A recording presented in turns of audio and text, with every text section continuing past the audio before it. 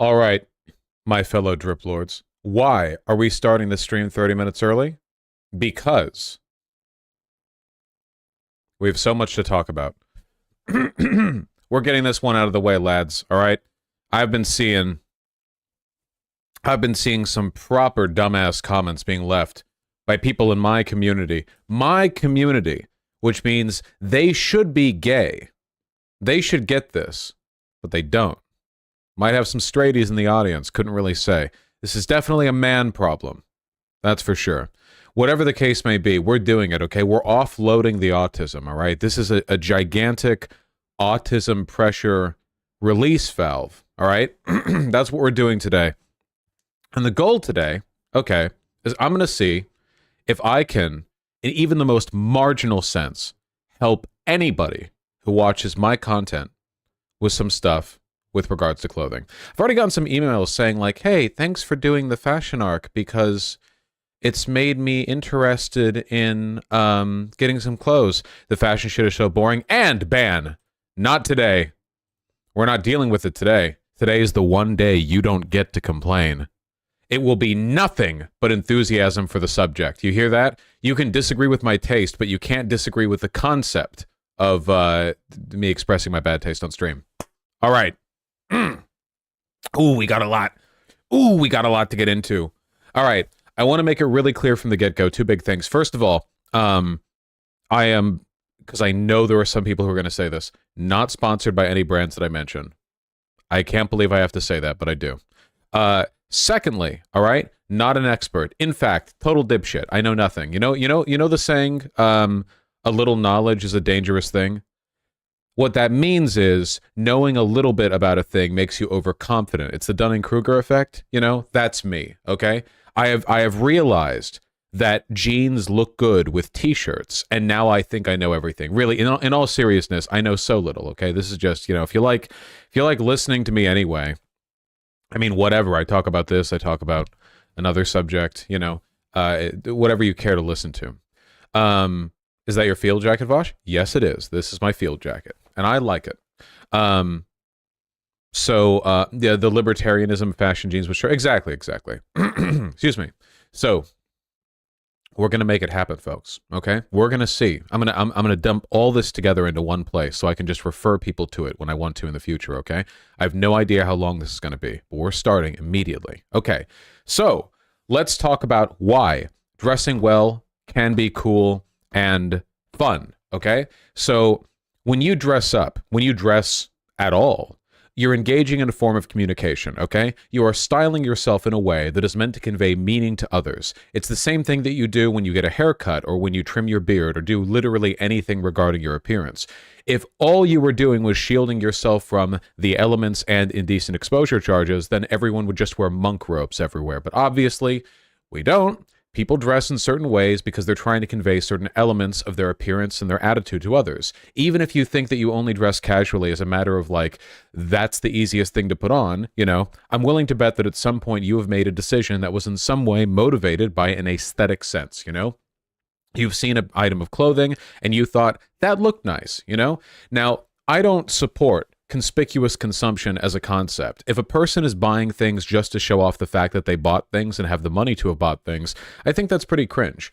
However, haircuts cost money, deodorant costs money, beard trimming costs something. You got to get the materials for that. There is wealth tied up in basically all forms of self-expression because that's the world that we live in, you know? But I don't think that's an argument against the concept of self-expression. I don't think it's innately vain or, materialistic or shallow or trite to care about fashion. This is an issue that I used to have, and it's an issue that I have with a lot of the people in my comments who, like, are very disdainful towards the fashion thing. And it seems to be that a lot of people think there's something innately superficial and dumb about fashion. Now, I'm going to open with the hard take here. I think a lot of this is misogyny.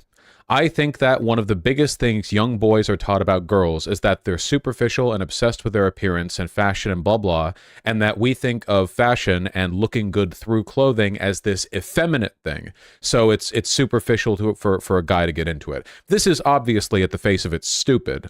Fashion is not like gendered in that sense, like GQ magazine, like movies, press, male fashion, guys care about how they look. Everyone wants to look good through clothes, right? The question is, how do you do it? And follow up, how do you do it cheaply? Because let's be real here, if you had an infinite amount of money and time, you guys could go to a stylist and they could just recommend outfits for you and you could buy them, and it would be really pricey, but that would probably look pretty good in you, In reality, most people can't do that. Most people have to go to the store and make decisions themselves for how they look. And, in that regard, since self-styling is a kind of, artistic engagement with the world, not everyone's an artist.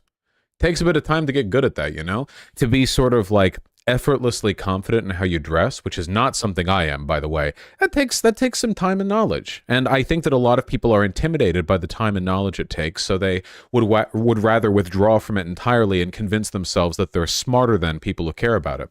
But I think that's bullshit. I really do, I think everyone wants to, speak to the world a little bit with how they present themselves, whether that be the way they style themselves, like hair, beard, the way they gesture when they talk, the way they walk, the way they speak, the literal like intonation of their sentences, or the way they dress. So I think it's valuable for everyone. It's good to be confident. It's good to feel good when you wear clothes. You want to put something on and feel good about it. Look in the mirror. Feel good about how your hair looks, how your beard looks, how your glasses look, and how your clothes look. That's okay, I'm not saying you're always going to nail it 10 out of 10 perfect every time, and you shouldn't obsess over it, but at the very least, it's nice to find, happiness and meaning and some nice stuff you can do to make yourself feel better and communicate to others. Does everyone understand what I'm getting at?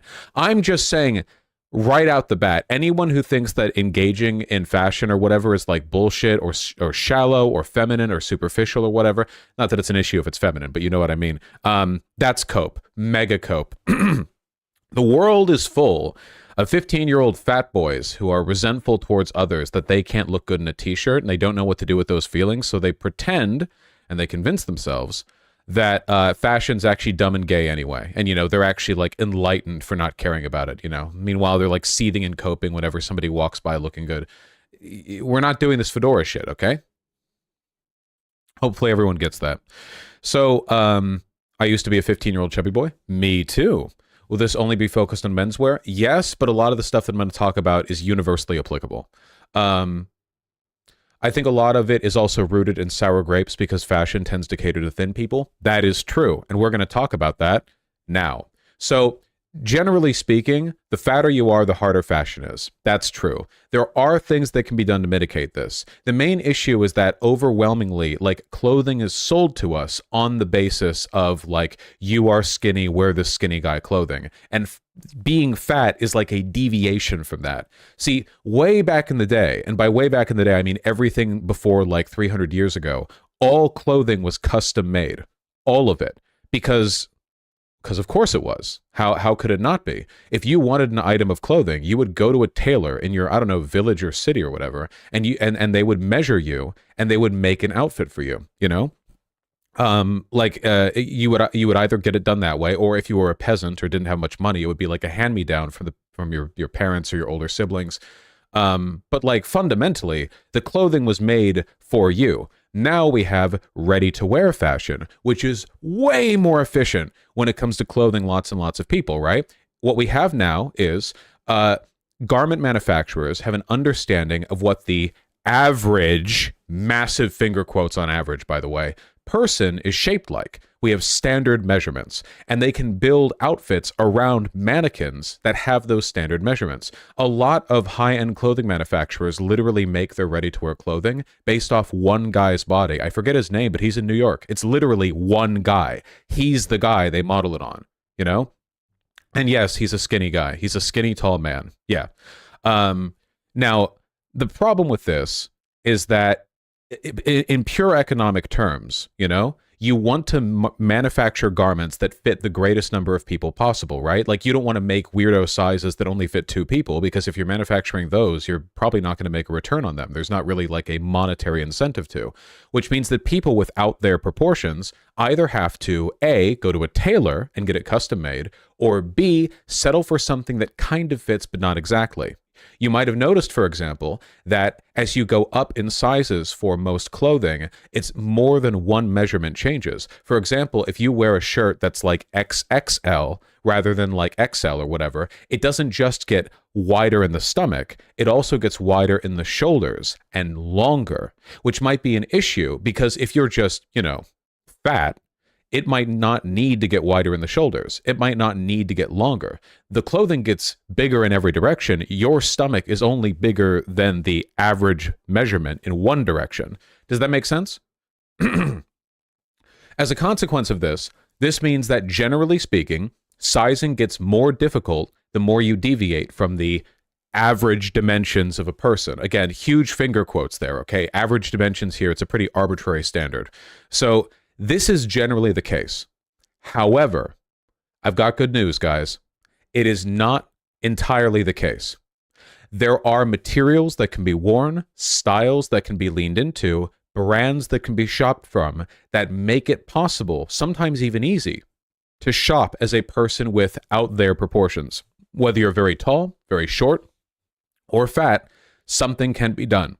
A common example of what people who are fatter will do, especially if you're a guy, is you will lean into thicker fabrics because the fatter you are, the more likely it is you don't want the contours of your body to be a central feature of the clothing you're wearing. T-shirts are thin and cling, so instead they wear things like flannels or sweaters or big bulky long sleeve T-shirts or jackets or hoodies or any other manner of thing that kind of simplify a shape and sort of boil it down into a big stretchy mass that's much easier to shape things around for. I mean, how many people in chat think they would have trouble fitting into a t-shirt perfectly, but like you look just fine wearing a hoodie, right? It's because hoodies are baggy. They're meant to be baggy, You can be pretty fat and wear a hoodie, and the hoodie will look fine. It won't look like misshapen or missized because it's a hoodie. It's meant to stretch and be big, right? Now, that's in terms of wearing different clothes. But there are also manufacturers who make stuff big and tall for people who are fat or very tall or very short, and it is getting easier and easier to find stuff like this. For example, Abercrombie & Fitch, who I really like the t-shirts of, they offer tall versions of their t-shirts, which is good for me. I have a long torso, which means that even though I wear large t-shirts, that basically just brings them just a bit below my navel. So I like the tall option because it allows it to go down a little further. There are manufacturers that will design things specifically for like different kinds of proportions. And with the materials that we wear, it's getting easier and easier to kind of work around differing bodily proportions. The reason I'm saying all of this is because I really don't think that being fat is disqualifying from being drippy. Not even a little bit. Okay? Now, yes, if you are very, very fat, like morbidly obese or something like that, yes, it does get a lot more difficult. That is true. I still think that there are things you can do to look better within that purview, like within that limitation. But yes, obviously, a lot of what I'm saying is kind of based on the assumption that the person listening is, at least within a stone's throw of the standard proportions. I just don't want people to feel discouraged because they're fat, because I used to think like, oh, fashion only works if you're skinny, but that's bullshit. Yes, a lot of fashion is marketed to the skinny, and a lot of runway models are skinny, but that's its own world, man. The idea that bigger people can't look good with clothing, total bullshit. It's just as easy for like a decently thick guy to look drippy as it is for a skinny guy. Seriously, the options are out there, and there are plenty of styles that, in my opinion, actually look better on larger guys, particularly with guys, sort of projecting masculinity, wide shoulders, a broad barrel chest. There are things that you can lean into, Vosh, do you own any big and tall clothes? I think I have a few, but I don't remember which ones specifically. For the most part, my proportions are in the ballpark of fitting to a large or an XL, depending on what exactly I'm doing. So yeah. High fashion is a different world, so that doesn't count for normal people. Correct. High fashion, runway model fashion, has nothing to do with anything we're talking about, okay? Put it out of your head, okay? That is like a very specific environment. That it's a very incestuous environment of like hyper drippy, 6'4", 140-pound models all exchanging clothes for the benefit of a bunch of like wealthy garment district millionaires. That's its own thing, okay? We're not doing this. Yeah, okay. Incestual, like it's all like for itself. There are brands specifically for very overweight people. They got plenty of nice stuff. Yes, they do, and we will certainly talk about all that. Do not worry. Okay. So yeah, that's the accessibility portion. Okay. Now, what we're about to do next is probably going to be the most painful part of this stream. But I said I was going to do it, and I want to do it. Okay. I find it difficult to imagine how I could condense all the thoughts and feelings that I have on how this all works and what people should do to feel better in like a categorized way, because there's just so much, right? And I'm not great at organizing my thoughts, even with relatively approachable subjects. For something like this, I would just be like sputtering around. So what I resolved to do is that I was simply going to show off all of the clothes that I've bought over the past 2 months or so. Everything I feel I can say something about anyway. It's going to take a bit, and there's going to be gaps because I'm going to have to get up and get a new item and come back. I'll try to do it in blocks, so, you know, it's like if I have 20 t-shirts, I don't need to show off every t-shirt, right? But that way we can get a feel for the logic of why I got it. That's the thing we're trying to focus on here, okay? Fashion is a kind of art. It's a kind of communication. And like every other kind of art or communication, there is a language that you learn to pick up on that allows you to weave and synthesize information more effectively than if you were just being told everything, you know? Learning math isn't just learning the answer to 10 equations. It's learning how the equations work so you could solve it 1,000 times over.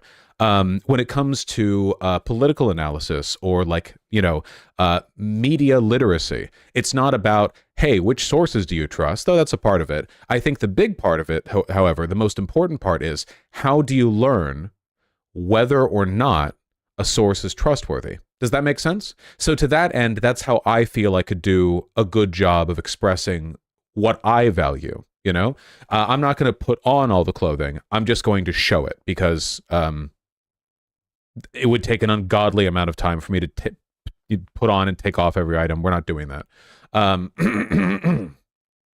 But it's important. Do you think we'll see high fashion move towards more inclusive shapes as a whole within our lifetime? Maybe, but I don't necessarily know if they need to. And maybe I'll talk about that later. But, you know, excuse me. It seems similar to learning to draw with color theory. Yeah, I would say so.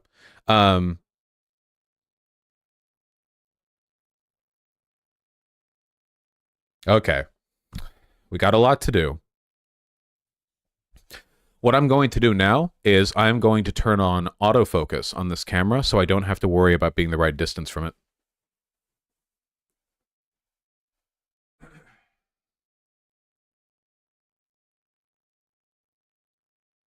There we go. All right, guys, let's get started.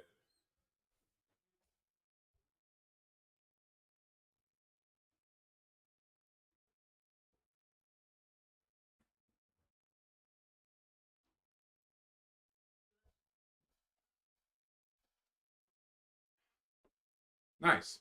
Right off the bat, t-shirts from, is the autofocus going to work? Are we going to make that work?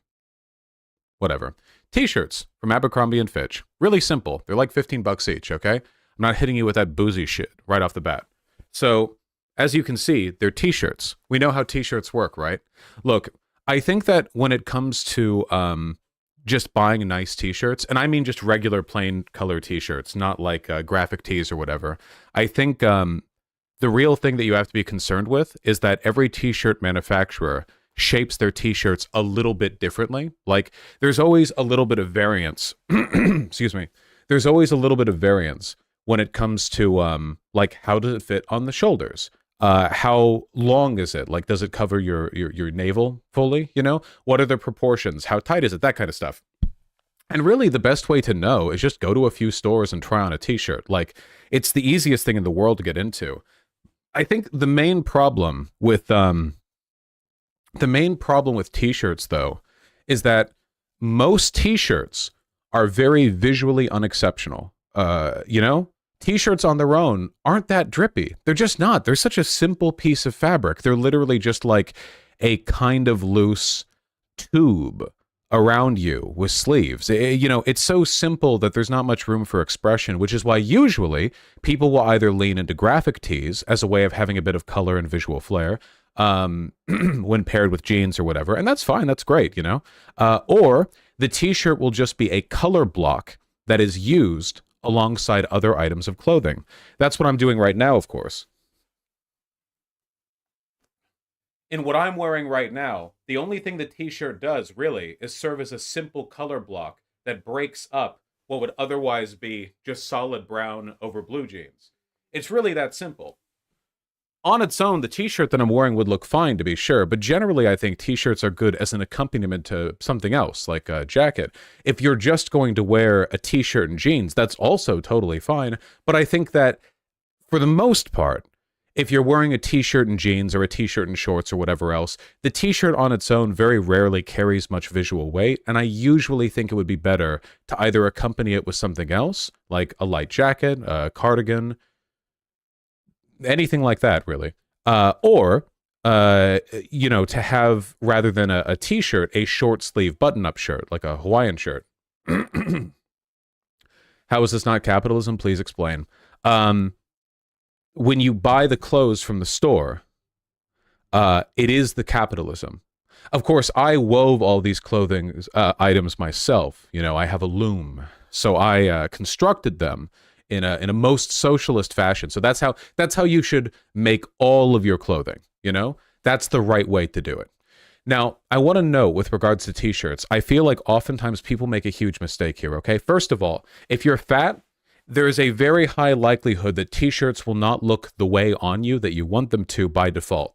The reason for that is because t-shirts are thin and often quite cheaply made, and they just sort of cling to your body in an ill-fitting manner. I think that oftentimes people will also wear t-shirts that are just too tight for them, you know, because there's a big trend right now for, you know, like having the slim silhouette, you know, like your t-shirt perfectly molds to your body or whatever. I literally, I think if you look up like t-shirt, what is Temu often? Yeah, shit like this, okay? First of all, never trust any item of clothing that costs $3, but oftentimes when I see t-shirts advertised, they look like this. This is not advertising a t-shirt. This is advertising the fantasy of being slim. Raise your hand if you've seen t-shirt advertisements that look like this, where it's like tightly conformed to some mannequin, and it's like, oh yeah, this is how it'll look on you, you know? Bullshit. If you have an athletic body, like a lot of clothing, even simple clothing like t-shirts, will look good by virtue of the fact that it accentuates your body. But stuff like this is advertising the fantasy of having that body, not the t-shirt itself. You understand, right? Right. Okay. Now hold on.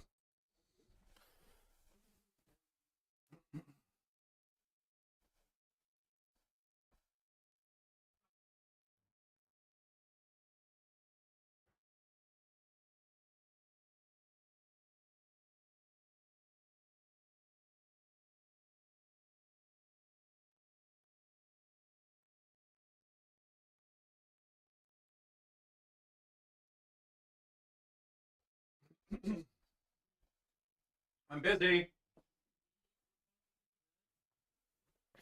I got a few items this time. Take a look at this. Look, it's all of the stuff from my comfy bottoms drawer, you know? Also what I name people when I meet them off Grinder. Look. Joggers, sweatpants, and then shorts, you know? So, there you go. All your clothes look so soft. I mean, I do like comfy clothes, you know? I don't want to wear anything that's uncomfortable. Do you guys like joggers very much? Wait, 1 second. Hold on. What's up? What? What's up? I'm not talking to you. Oh, but you said mean after I said I'm busy, which I am. Yeah, but mean. What's We know up? you're busy. We weren't talking to you. What's up? Nothing. You were talking to me. Oh my god. How would you do it? I'm busy. Oh, okay. Just being annoying. Um, I can't do joggers. There are like a million different kinds of joggers, but generally speaking, they're like comfortable, relaxed pants that tend to be tight around the ankle. So you get this it's very big in streetwear. You have like a kind of billowy, sometimes more of a cargo pants vibe to the upper part of the pants, and then it tapers off right at the ankles. I'd look silly in those. I think that this is one of those items where you have to have a kind of vision going into it, and that vision in a lot of cases is literally just streetwear.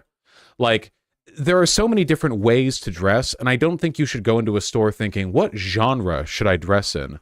But rather, can I build modular pieces that will work together sort of interchangeably within a broader set of outfits? Joggers are comfortable, and they're called joggers because they're good for athletic wear, you know? Because the taper at the ankle means you can run without worrying about it getting caught underneath the shoes. So that's nice. Yeah, there are also these more, I guess, what would be cargo joggers? Look at this. I think these look quite nice, by the way. Available from Walmart, apparently. That sounds nice. I guess when I think of like, how do you present yourself, or like what items do you want to buy? It's like, I think the best thing that you can do is you can go to the store and get a collection of items that are so ubiquitous and uniformly useful that you could pair other things with them. Once you have a collection of t-shirts or long sleeve t-shirts or whatever else, like basic stuff like that, then you get a very different vibe between wearing, say, joggers versus sweatpants versus shorts versus whatever else, you know? Another thing only fit people can wear? Not true. Joggers look pretty good across a broad range of body types. And a big reason for that is because they're deliberately baggy. This particular brand goes up to 9XL, according to the internet. That's pretty interesting, huh? Now, again, there's such a trend these days with like skinny fit clothing where it's like everything has to perfectly hug the contours of your body. That's bullshit. But there is a critical difference between clothing that looks ill-fitting and clothing that looks deliberately baggy or oversized. It's the difference between wearing a t-shirt that is too big for you and a t-shirt that is an oversized t-shirt, you know? Let me find an example of that. This difference is really important to get down because it teaches you the difference, I think, between what is ill-fitting in the right way and what is ill-fitting in the wrong way. Now, of course, there is no right or wrong way, like, objectively. It's more what feels good. This is from Levi's. It's an oversized t-shirt. And one thing that you might notice is that he looks pretty good. And what's interesting is that even though he very clearly is skinny, you can see his forearm veins, this guy could wear a tight t-shirt that would accentuate his physique and look good.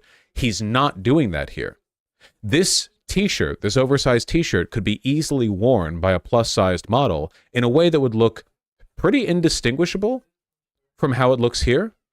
And this is one of the reasons why it's so important, I think, to break free of the recent fashion obsession with everything being skinny fit and everything being like stretchy and everything perfectly conforming to your physique. That's all bullshit, okay? There are trends that cycle in between like baggy and skinny, but good form and good shape and good silhouettes stay valuable in between trends. Does that make sense?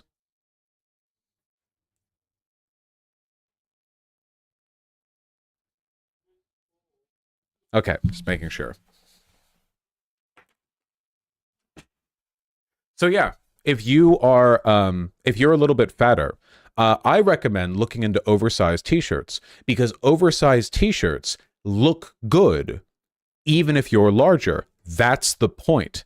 And oversized t-shirts also tend to have a thicker material, which means that the clothing drapes in the front a lot more pleasantly.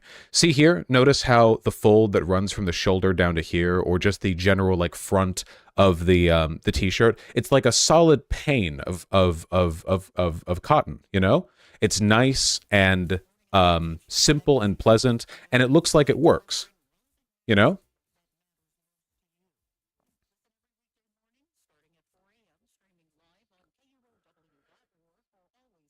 Let me give a few more examples of joggers while I'm sort of on the subject.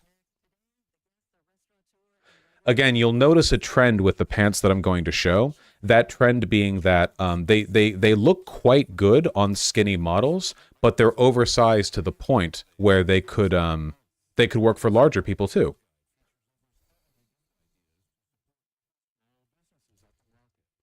Let me see if I could find a very out there example.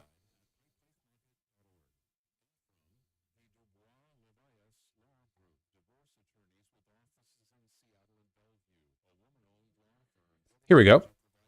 I would say this person is pretty fat, just judging from, the little bit of image that I am seeing here. And I still think that this looks pretty goddamn good. Let me see if I can find a better example.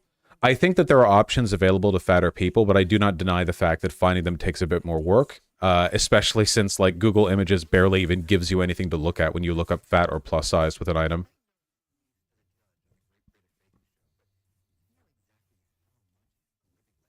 Here we go. Last one I'll show.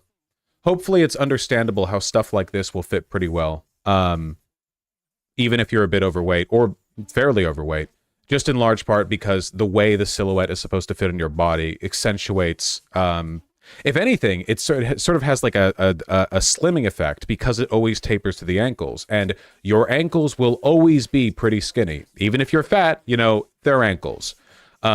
Great color too. Yeah, I think it's nice looking. I think it's pretty all right. So yeah, I like joggers for that reason.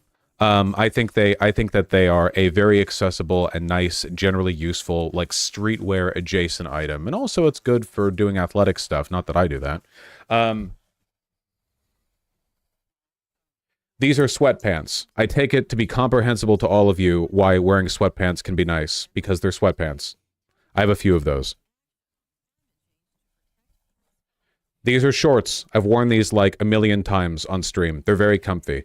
I think that when it comes to buying shorts, there's actually some really important distinctions when it comes to what type of shorts there are. Hold on.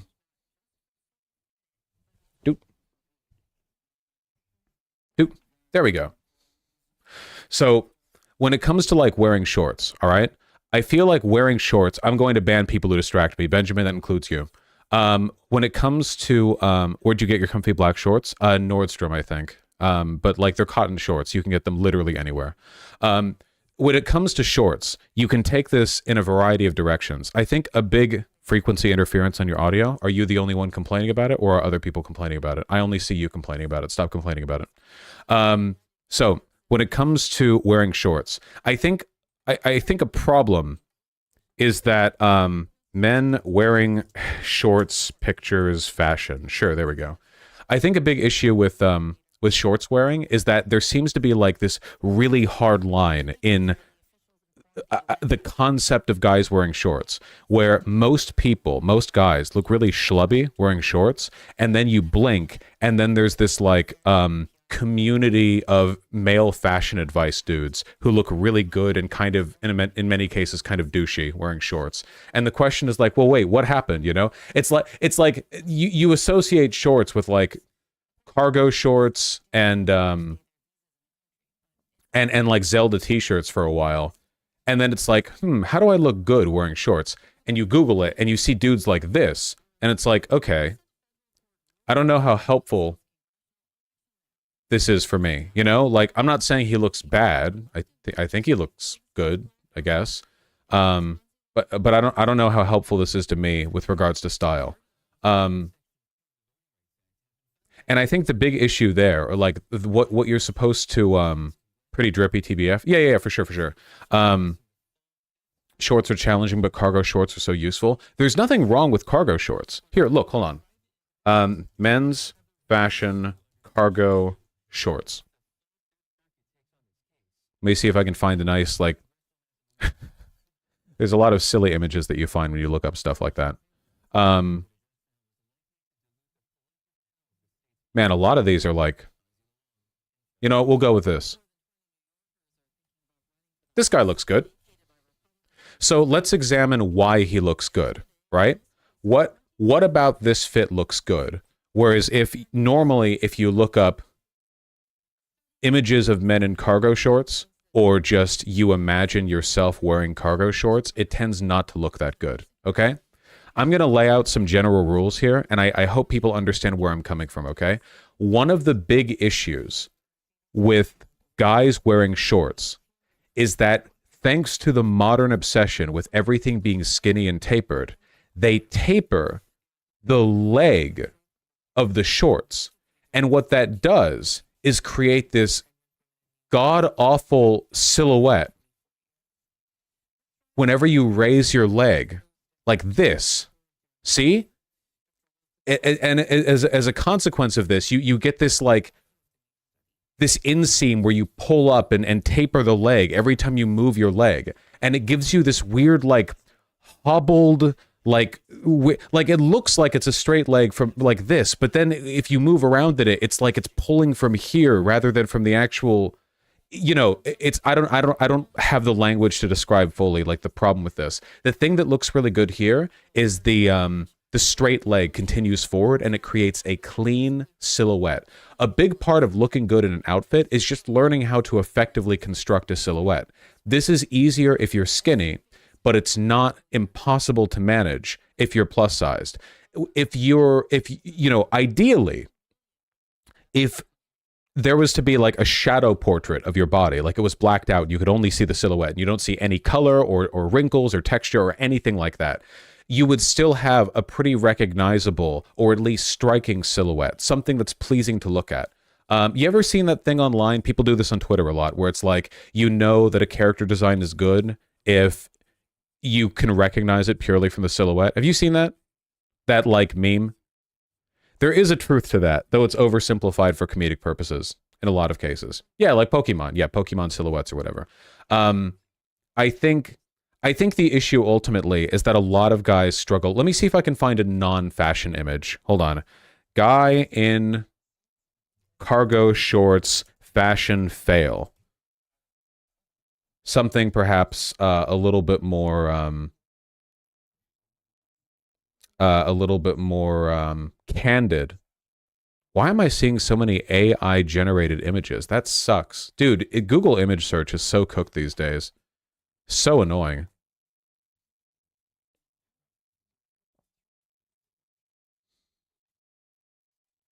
What is this article?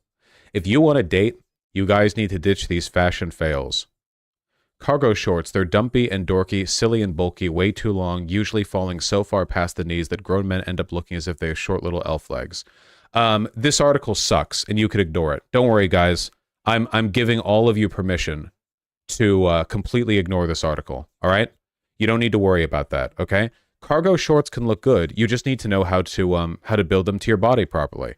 As always, the best way to figure out how to wear any item of clothing, literally anything, is just wear a basic outfit and then go clothes shopping, pull off like a half dozen items that are of very slightly different builds and fits and sizes and shapes. Go to the dressing room and just try them on, you know? It really is that simple. Yahoo image search is unironically a lot better than Google these days in my experience. Maybe, yeah. What else are they complaining about here?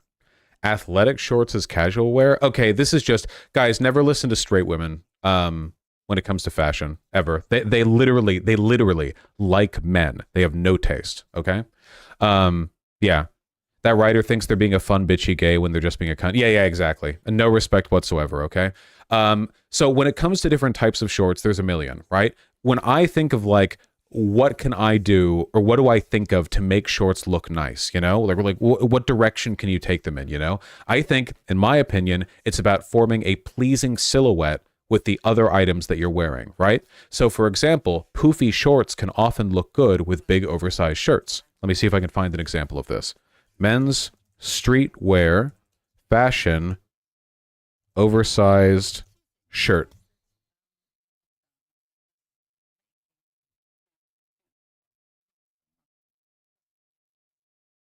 And shorts.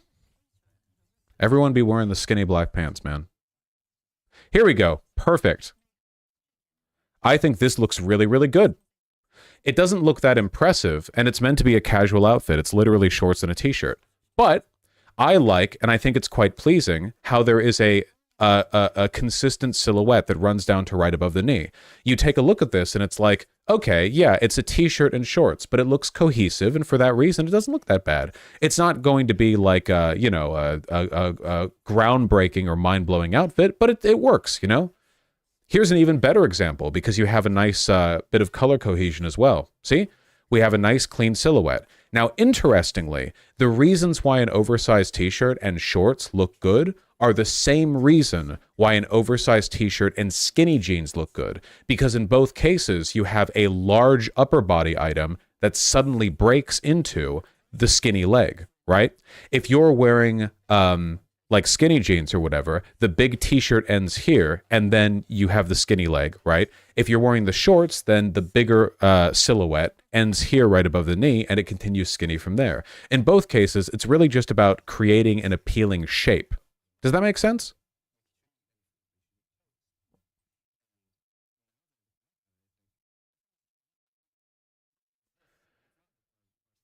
That's called the Billie Eilish principle. If only I knew anything about Billie Eilish to make or contest that statement, you know? Now, here's an example of what I would consider to be a grievously ugly outfit. This is from the workout shirt short sleeve Walmart line or whatever. I think the reason this doesn't work that well is because there's nothing wrong with the shirt necessarily, but the shirt comes down so long that the shorts now become an unnecessary element. See? The shirt ending right here at about the same breakpoint as the shorts basically means that the shorts kind of look like, I don't know, another shirt layered underneath it.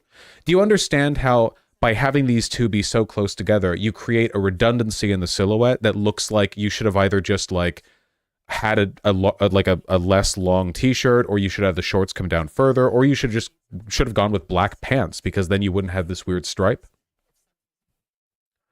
Can you give a breakdown of what makes a pleasing silhouette? I mean, the logic behind that is really complicated and difficult to get into, but I think a lot of it has to do with drape, it has to do with fold, and it has to do with sort of acceptable levels of give. So I think this looks pretty good. This is not a style that I would wear. However, it looks cohesive and I know what's going on here. You have the same basic logic. Oversized t-shirt, in this case, a sort of layered long sleeve. I don't know what exactly this is, you know. Then you have about the same sort of width that breaks right here. And then you have, you know, the skinny leg. It makes sense. This outfit makes sense to look at. Hate the shorts? I don't like the shorts either. But it's not my style, you know? Lots of good examples of this. Here we go. I think this looks quite nice. This is just from a top-down angle, too. Look at that.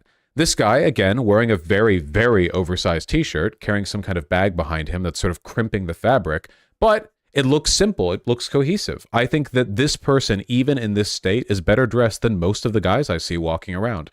It's easy to judge from a distance, but I think it's important to understand that even getting the folds to look this nice, you know, you had to know what you were buying, and I respect it. Wasn't I supposed to be talking about shorts?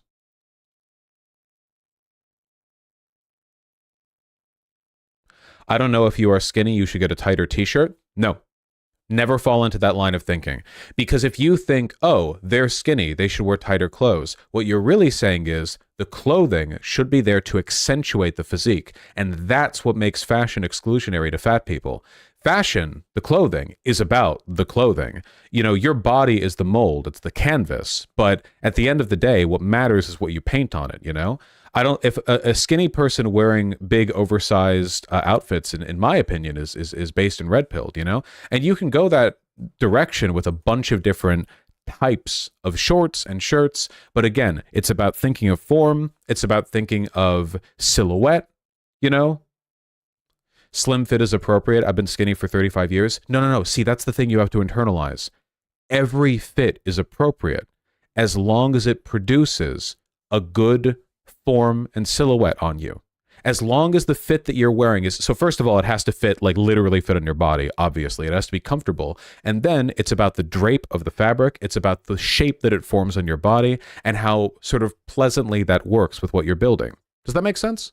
I hope it does, because this is what a lot of people fuck up with shorts. A lot of guys will just put on a t-shirt and they'll put on a pair of shorts, and there isn't really a cohesion there. There's not like a line between them that works. This is one of the reasons why if you look up fashion, men, shorts, you get so many images where, well, okay, let's go through it, huh? Let's talk about it.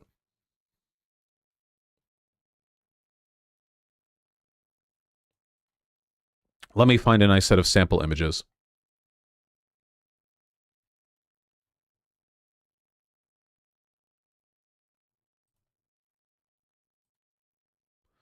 Here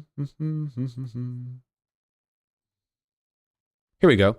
This is from Paris Fashion Week. So this is a bit high end as you know, sort of fashion inspo goes. Definitely more than what most people would do when they're dressing up. But you can see the same basic principles applied when wearing this, you know? Like you can understand the logic. Does that make sense? In terms of like what kind of silhouette are they trying to produce? What kind of body structure, what kind of folds or like sizing are they trying to produce? Are they trying to contrast things where you have one item that's really baggy and one item that's really stiff? Or are they going the other direction? Or are they trying to sort of, you know, pair it together and make it all work? I like Guy too. I think that there are virtues to all these outfits to an extent. But, you know, it's really just about looking and seeing what's being done right. Over here on the left side, you know, one of the things that I noticed looking at this, apart from the nice consistent silhouette, is the consistent wrinklage between these jean pants and the shirt that's being worn. It actually looks quite pleasant, almost like their entire body is a nice, you know, body of water where waves are breaking across or whatever. I think that's nice, you know? In this case, the shorts are pretty much pure black, which means they don't take energy or attention away from the patterned stripe and weird fit of the shirt that he's wearing up here. Over here, this guy in the middle literally just looks like a dude. You know, this is literally like a guy. Look, if somebody dressed like this can be in the center photo of a men's Paris Fashion Week article, that's your indication, guys, okay? This is doable, all right? The thing that I like really quite a lot about the this guy over here is the fact that both his shirt and his shorts are doing this flare out thing. Does that make sense? See how the shorts that he's wearing look better than if he was wearing these ones, because these ones taper in more, you know? So if he was wearing one that tapered in, you would have a shirt that folds out and then shorts that taper in, and it would create this kind of like sort of lump in the middle. Whereas here, there's a very deliberate drape that's consistent on both the shirt and the shorts. Again, I'm kind of rambling about this, but the reason I'm doing that is because I want to make it clear that like the things you should be looking for when buying items of clothing are primarily like, how do I make this work from a color sense, in a fashion, or sorry, like in a pattern sense, and how do you build a good silhouette? You know what I mean? And that's it. Like, that's the fundamental right there. Making sure it just looks and folds and sits nicely and the colors and patterns work together. And that's it, you know? It's actually really, really fucking simple. I overthought it a bunch. I used to overthink it even more. It's genuinely, honestly, sincerely, really, really, really simple, you know? Whatever pattern or style or whatever else you're going for, it's very doable. It's all very approachable, you know? It's very manageable if you have I guess like a willingness to take the time to try stuff on, you know? Thoughts on men wearing baseball caps? Fuck it. Yeah, go for it. Hell yeah. Absolutely. When are you going to cover cuts of jeans? That's going to be a struggle. Nah, it's easy. Okay. Just, what's your opinion on flannel? I'll get that. Don't worry. How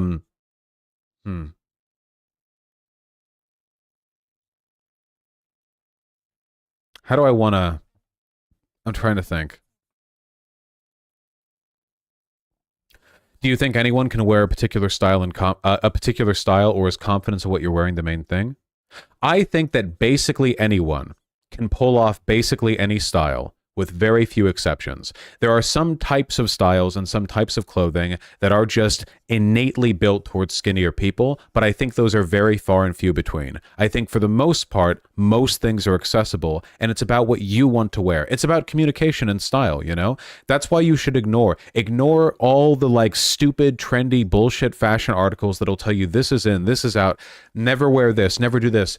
It's like art, you know? You learn the rules so you can learn to break them, you know? Once you get good enough at understanding the way a form of communication works, you can learn how to break it. It's exactly like this with communication, like regular human word communication. You learn the rules of English, and then when you know English and you speak it fluently, you can start breaking English. You can start introducing slang. You can start talking in unconventional ways or deliberately like fucking with the structure of your sentences to convey meaning. The more you know about something, the more you know how you can effectively and intelligently break it. And fashion works exactly the same way, but it takes an open mind and curiosity, and I think it takes, I guess, an understanding of the underlying patterns that you're supposed to be going for, like the underlying systems, which I think for the most part when it comes to fashion are things like texture, color, and silhouette. Those are the big ones. Obviously, it should also fit. It should be comfortable, you know, like the clothing should fit, literally fit, physically fit on your body and should be comfortable. But, you know, in terms of style, Vosh, how do you start caring about your fashion? Because honestly, I just want my clothes to be comfortable, but I know how you dress matters so much in the real world.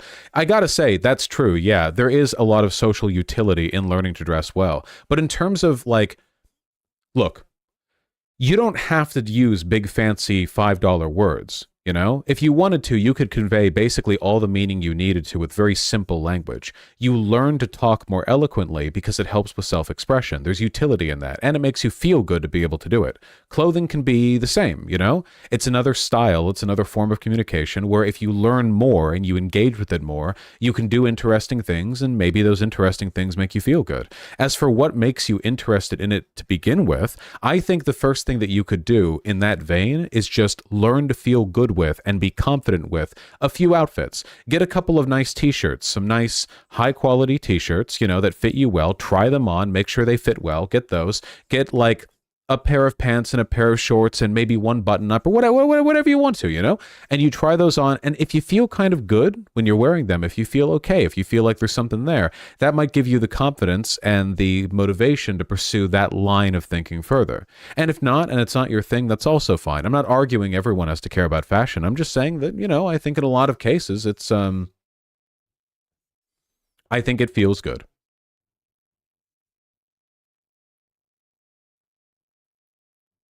I feel like I should start at a more realistic place like showering daily. Yes, that would also be good. I think that the reason why I'm opening with something as simple as like the t-shirt and the short is because the only way to look good with t-shirts and shorts is to understand how to put them together. If you're buying something like a nice expensive coat, that coat will just look sick on its own. Like that's the whole point.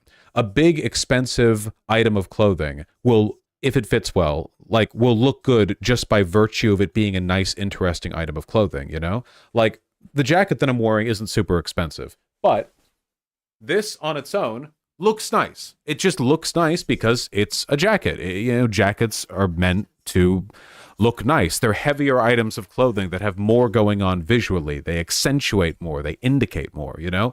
So it doesn't take as much, I guess, awareness and knowledge to make someone look good in that. It's the same reason why people almost always look good when they're wearing, like, I don't know, a suit.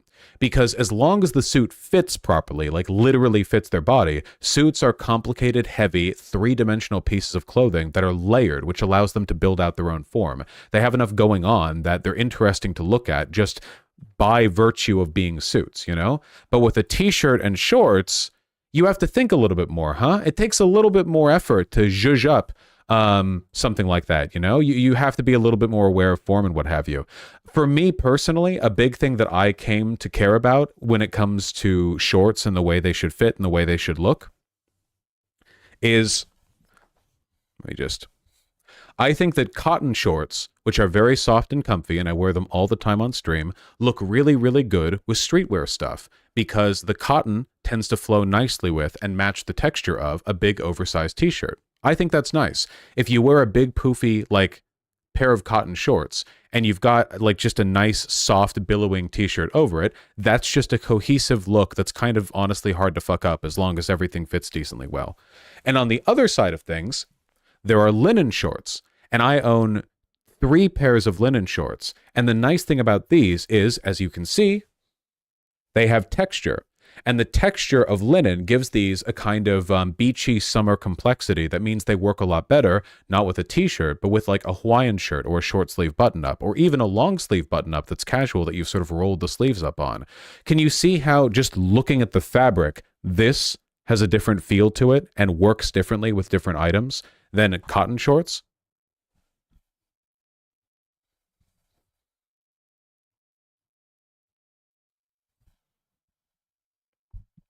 But ironing, you don't have to iron like linen shorts, you know? Looks like it would feel rough. Nah, it's crazy soft, don't worry. Linen has a pretty irregular weave visually, but it's very comfy. Um, in fact, I can give you an example.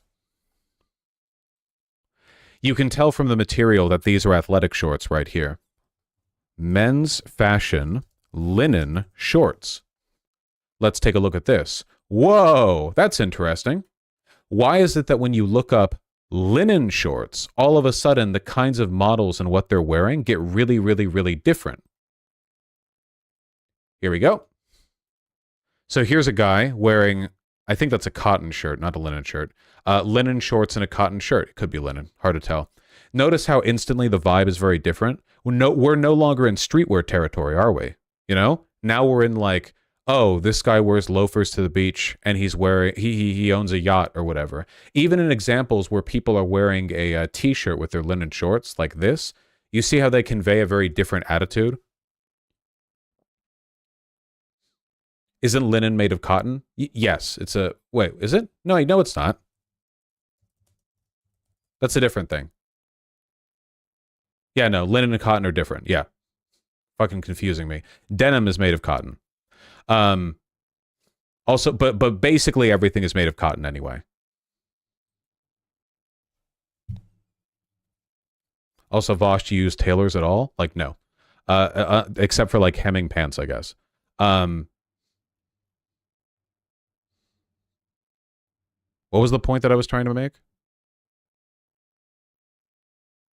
Oh yeah, that the material that you're using could be very different. Again, shorts and t-shirts, in my opinion, are really complicated to make look good because they are so simple and dressed down that they you have to put in more work to make them look good. You know what I mean?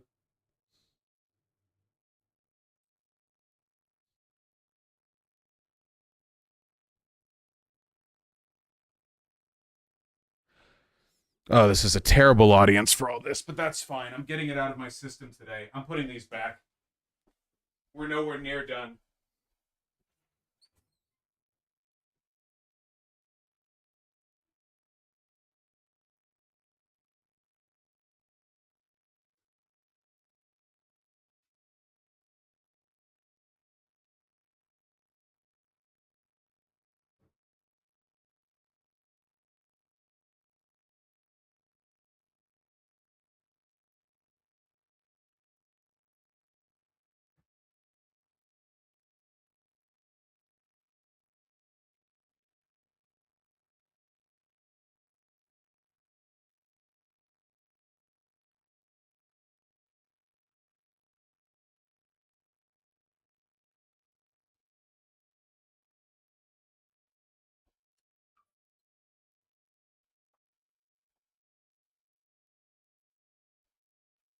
Yeah.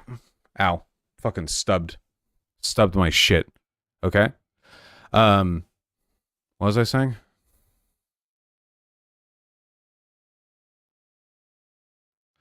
What about oversized hoodies and comfy shorts slash skirts? I like them around the house because they're fun. You're not asking me about fashion here. You're asking me to validate your comfy clothing choices. If you wear something for comfort, that's fine. You think I walk around all the time in my house looking like this?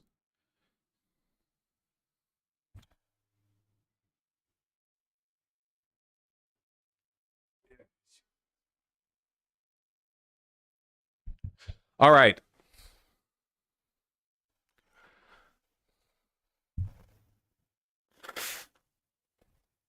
Okay. Now we're going to talk. It's time to talk about the real shit. Are you ready? It's time to talk about pants. Okay? Now, here's the problem with pants, okay? The problem with pants is that the style for the past 15 years has been trending further and further, though we're starting to get away from it now, towards skinny jean bullshit, okay? Now, here's the thing, all right? Very much like an overly tight t-shirt, the only thing that skinny pants are really selling to the people around you is the exact and specific shape of your thigh. Like, that's it, okay? It's not impossible to make them look good. Like, there's not no fashion value there. But skinny jeans, skinny pants, whatever the fuck you're wearing, I don't think they convey anywhere near as much, like fashion or fit-wise, as a lot of people seem to think. I think a lot of people are just flexing the fact that they're skinny. They're practically wearing, like, leggings as a chick, you know? Also, they're inaccessible to a lot of people. A lot of people are not so skinny that they can fit into skinny jeans because skinny jeans are built for the proportions of a skinny person. You can't just upsize skinny jeans and make them still work. You know, past a point, you're wearing fat jeans, and that's very, very different fashion-wise, okay? Men's pants fit. Okay? Like I said before, the main thing that you're looking to do when it comes to making a piece of clothing fit is you want to look at the silhouette, the way it drapes, the way it looks when it moves, like what shape you're going for, okay? And to that extent, all right, jeans fit explained. We're going to talk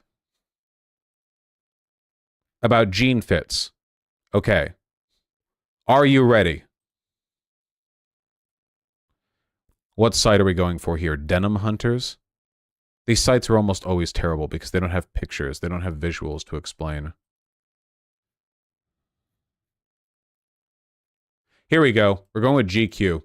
You know, GQ actually has a lot of really good and just, like, approachable menswear articles. Like, you know, not like high fashion stuff or whatever, but just normal, decent stuff. Here we go. All right. Today we're going to learn, and we're going to start with jeans, okay? Listen, if you, Vosh isn't speaking about trans or non-binary fashion, neither are you now for the next 6 hours. Shut up. Anyway, what was I saying? Totally lost my train of thought there because I had to remember that trans and non-binary people exist. That's right, pants cut. Okay. It took me forever to learn how this works, okay? When I was growing up, I hated shopping for pants because wearing pants that don't fit, even by a little bit, is uncomfortable, and it's like rubs up your thigh when you're putting it on, then you have to take it off, and it takes a lot of time. It's not like trying on shirts or jackets, pain in the ass, okay? And then eventually you get old enough that you learn what your waist size is, but then you don't even know how long this is supposed to be, and you don't even know about the specific fit. So you're like trying stuff on, it kind of fits around the waist, but it's like whatever, down from the leg, and it folds weird, and it's uncomfortable, and it bunches up around your feet, and you don't know what's going on. Okay, all right? It's time to learn. Okay? Straight leg, jeans, pants, whatever else, is when the leg is straight. Classic, fantastic.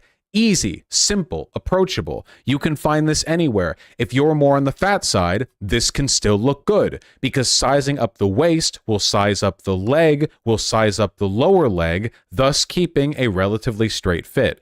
This fit is literally timeless, okay? It doesn't matter whether or not the style is towards baggy or towards skinny. This always looks good, okay? You understand?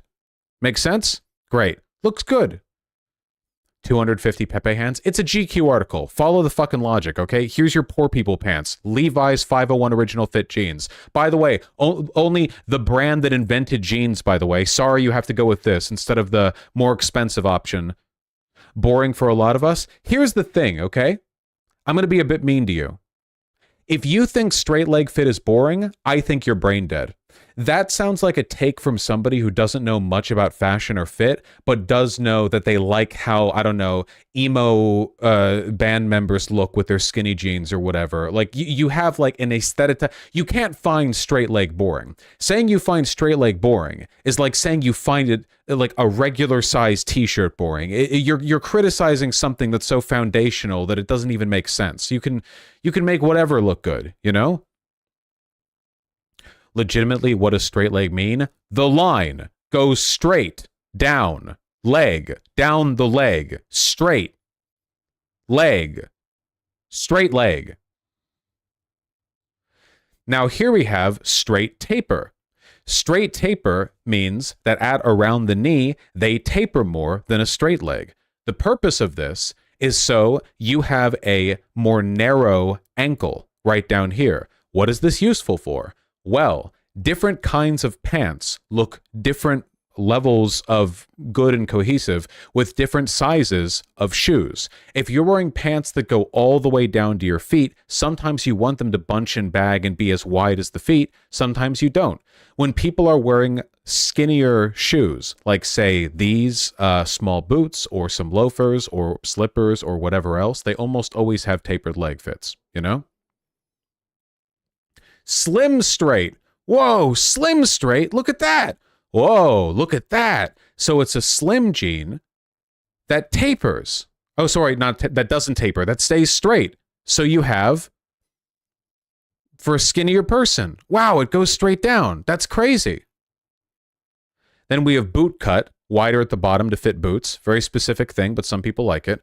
Relaxed straight, okay? This is also called athletic. Relaxed and athletic mean the same thing. This is what you want to go for if you're fatter. This is what matters, okay? Relaxed and athletic pants are much wider at the thigh, okay? So if you're a bigger person, it's likely that these will fit a lot better than other options. These are relaxed straight. There's also relaxed taper. Guys, I wear relaxed taper most of the time. I've got a big butt. I've got big thighs, but I'm not really that fat, so I don't want it to just be, you know, billowing all over. I have it tapered down to a smaller ankle. See how this guy right here doesn't look super fat? Notice how there's more room in the thigh? This guy's probably pretty built. You can't tell underneath the clothing. This extra room over here is to give him a bit more room for his leg meat. It's good, no? And then you have wide leg. Wide leg pants, by the way, are based as hell, all right? I would consider this to be more of like a fashion thing, you know? But if you know what you're doing, again, it's about building a nice silhouette. See? Good silhouette in this guy over here. Very nice. There's also a nice bit of fashion incohesiveness because he looks like he's dressed all conservatively from the top up, and then he has these gigantic pants. I think it's pretty based. Good example of relaxed taper. Thank you. Very nice. And a band for you. 6 hours for anyone who distracts. We've got a lot to do today, and I'm not here for it.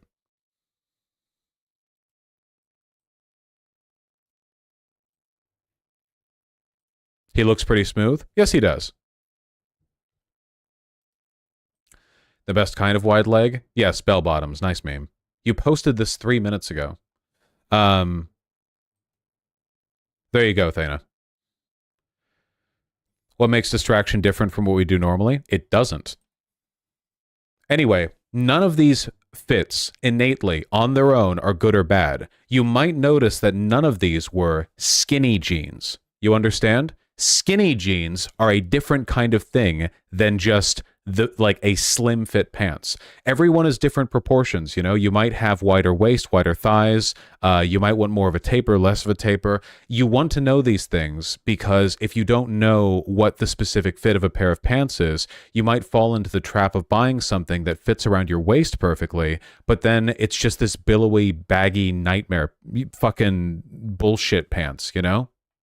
Yeah, skinny are basically spandex. Exactly. One of the trends that we've leaned into when it comes to like getting thinner and thinner pants for guys is that more and more pants are made up of more and more spandex material. Now, I've rambled before about how I think that's like bullshit, because as you fill your pants with more and more spandex, they become less attractive, less durable, less comfortable, because they fold in weird places, because they're literally just being made skinny for the sake of skinny. So you can basically wear like the pant or jean equivalent of leggings. Just wear leggings if you're going to wear leggings, you know?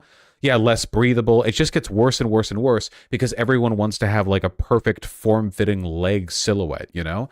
I've talked about it again, but I'm wearing right now some nice, relaxed, tapered jeans that I think look pretty darn good.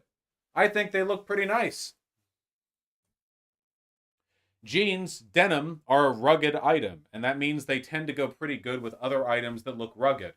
I have a textured t-shirt on, and this is a field jacket. Field jackets historically were worn, you know, in the field. It's not like an evening jacket or, you know, it's not an item of clothing that denotes, you know, how would you say, fragility or being afraid to get dirty. Now, obviously, I am fragile, and I do hate to get dirty, but, you know, that's fashion for you. You can do whatever you want.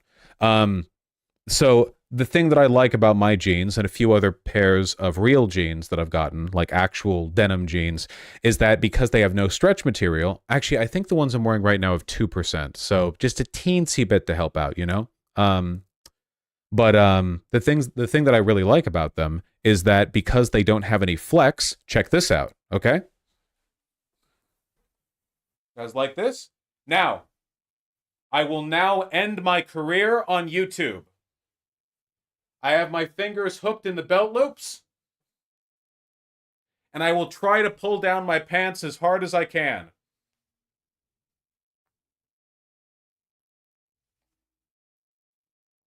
Nope. Not gonna happen. Ow. Behold, the way all pants fit on men for like 100 years. Until we started putting spandex in everything.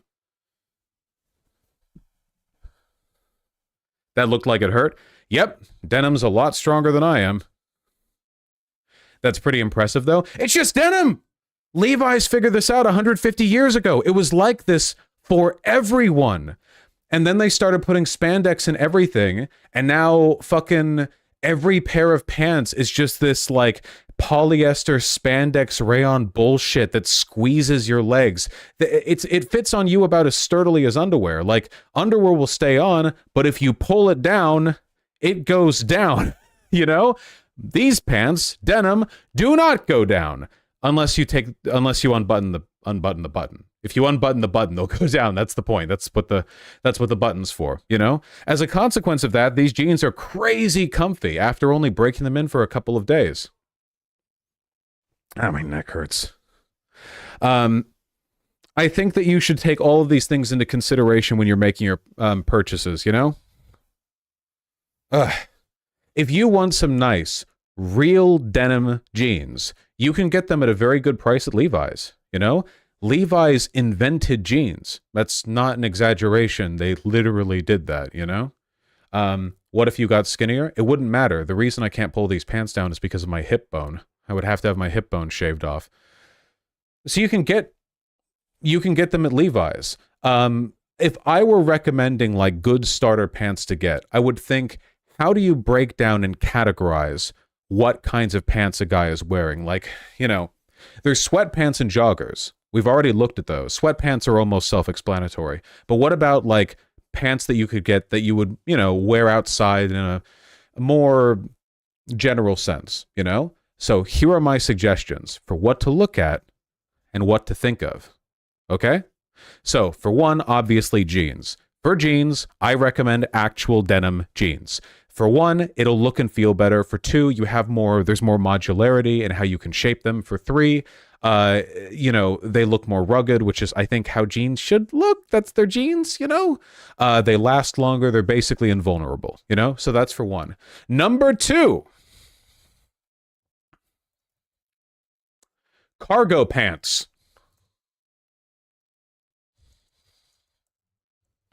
Cargo pants are a lost art, but they are drippy as shit if you know what you're doing. If you know what you're doing, cargo pants look really good. Get a nice pair of cargo pants in a light brown, tan green, you know, dark brown, whatever, something in the ballpark, something in that like earthy tone, and you can pair this with like anything. They're so good. For one, they're comfortable. For two, they're useful. For three, there are so many different kinds. There are kinds that have drawstrings. There are kinds that have zip-ups and buttons, you know. I actually, and I'll show these, I have 2 pairs of cargo pants that I'd like to show you. These are canvas. Do I still have the fold? No, I don't. They're canvas, which means they are indestructible. Like denim, canvas, very sturdy material, very thin.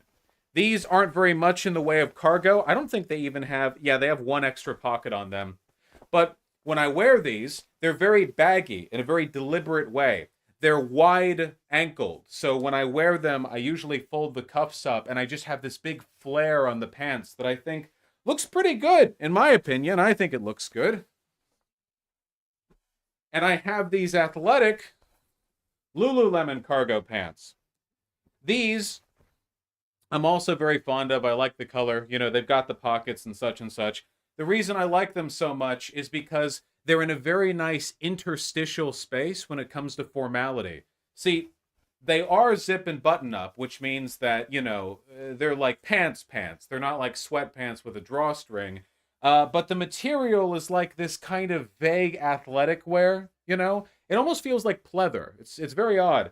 So it's in the midpoint, you know? I think that it fits very well in a specific kind of like streetwear build.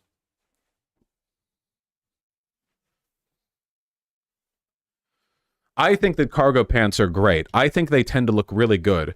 The thing, however, that makes them look good, the thing that makes them look best, is a willingness to break with the skinny jean trend. I think this looks fantastic, personally. The whole point of cargo, it's like joggers.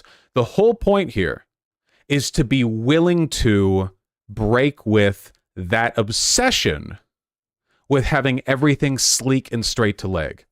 I'll give you an example, okay? This image that I'm about to show you is from an article called How to Wear Cargo Pants.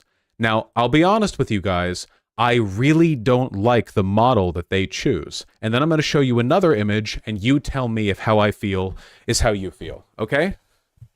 Personally, I don't like this look. If you want to wear leggings, dog. I don't like this. I don't like the whole, yeah, I want to have that cargo drip pockets, but I also want it to perfectly form fit to my athletic body. I don't like that. Now, here's an image of a pretty athletic guy who, in my opinion, looks a lot better. And not just because of the jacket that he's wearing.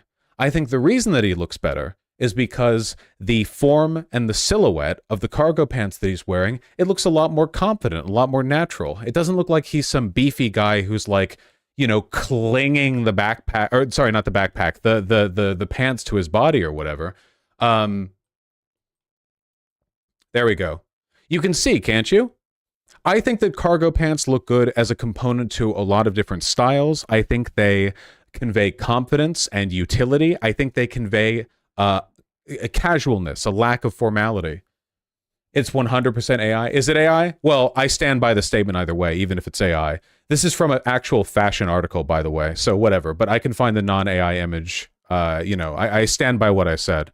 Does everyone agree, though? It seemed people in chat were also pretty positively inclined to this over the other one. And if you are, then I completely agree.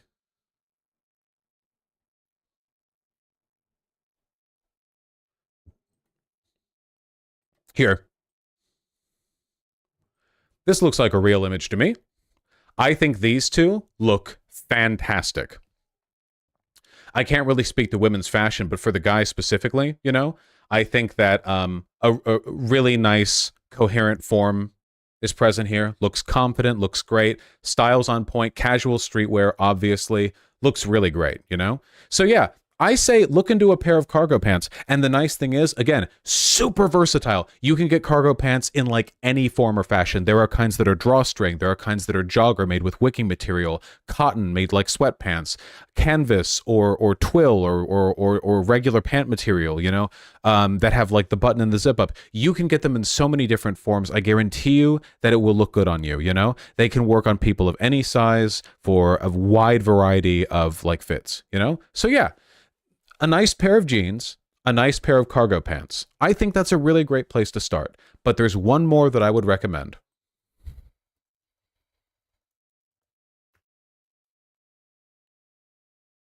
And the last one is chinos. A chino can mean a lot of different things, but basically it's a kind of cotton pants that tends to be made of twill. It's basically, what if we made pants that were semi-formal, you know? You have probably seen and even worn chinos so many times in your life without knowing it because like they look like so many different things. These are chinos. See? Literally just like khaki pants, you know? Just regular why are these so form-fitting? What? This is what I mean, man. If this was straight leg, it would look so much better. This is so skinny that his thigh is smoothing the pleat at the front. Ugh. Okay, I think it looks ridiculous. It literally looks like somebody's using a vacuum to shrink wrap his entire lower body with the. Okay, no, fuck this article, dude. Are you kidding me? This looks like he's naked. Okay, this is ridiculous. Let me find a different article. Hold on.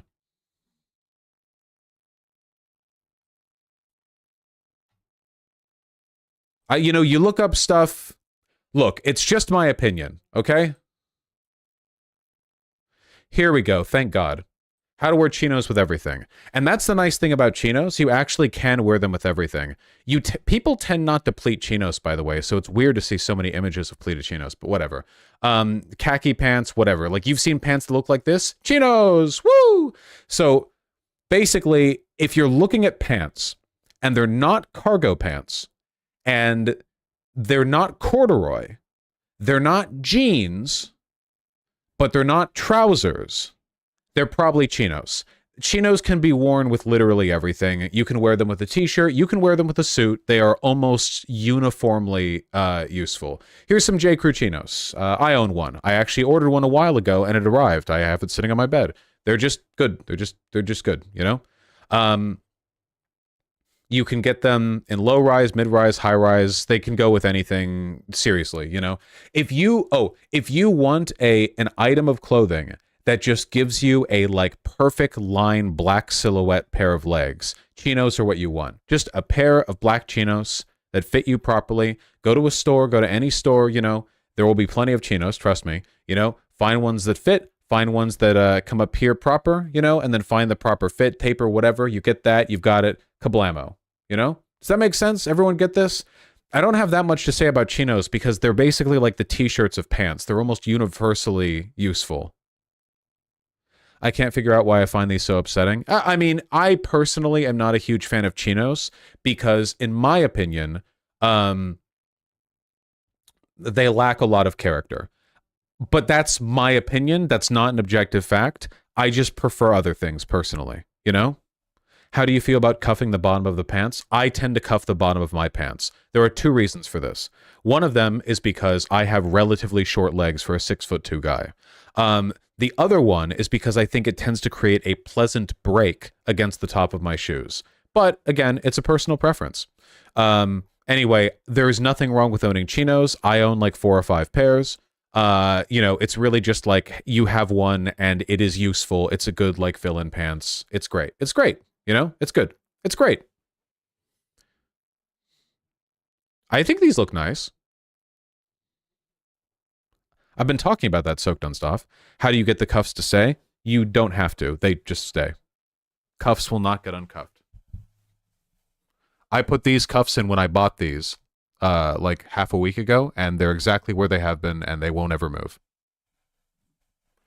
Is there a stigma against them or something? Chinos? No. Chinos are incredibly common, widely used. They are great for casual, semi-casual, formal. Chinos are just generally excellent pants. I wore them in DC. That fit everyone congratulated me on. I wore chinos with that suit. Like, they're chinos, you know?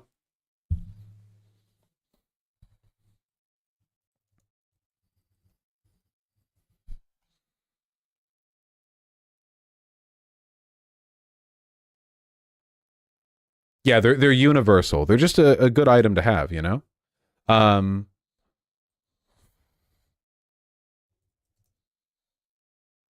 Now, the last item that I'm going to talk about here is, I guess, a little bit more specific. However, I do think there's a lot of valuable fashioning that can be done with a nice pair of dress trousers, even if you're not wearing a suit. So this, I'm getting more into the fashion side of things, like not just building a nice wardrobe, but like fashion. I'm going to bring up another GQ article because I tend to like how they structure their articles. So trousers are suit pants. There are a billion different kinds. There's an infinite number of different kinds of suit pants. I can't go over all of them. They tend to have for one, they tend to have a pleat. They tend to have a like very clear seam that goes down the front that is meant to fold in front of your legs. And they tend to taper in at the top because they often sit a little bit higher waist than your average pants.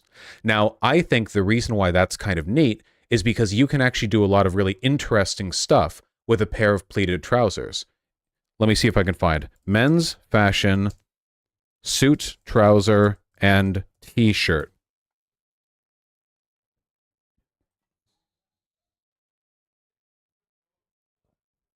Wow, this is not even remotely what I asked for, Google. God, this sucks now.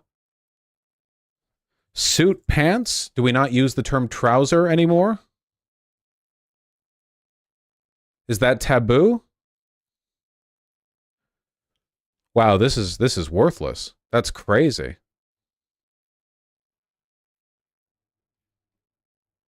Okay, this is just showing fashion bullshit. Yeah, Google search is fucking worthless now, man. God damn. Ranked trousers, perhaps? Here.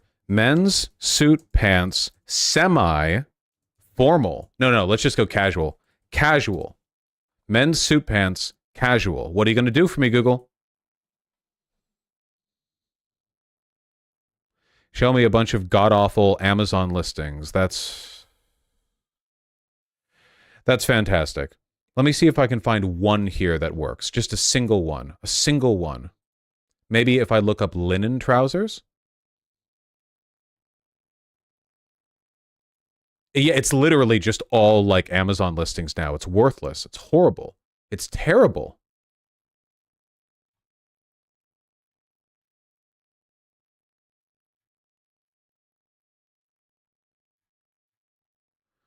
Ugh.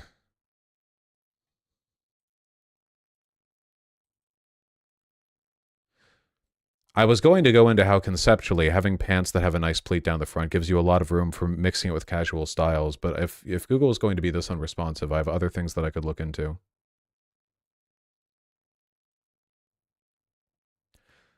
Yeah, we'll move on. Forget it. Never wear dress pants, okay? It's over. Never wear them.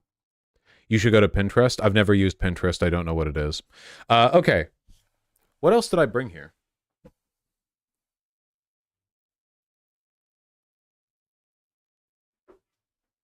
Oh yeah, I got these. These are cute. Designer pants. They fit me really nice. I think they're cute because they're like a statement piece. Not that expensive as designer pants go, but I like them. You know? Honor the gift, I think. Um, yeah.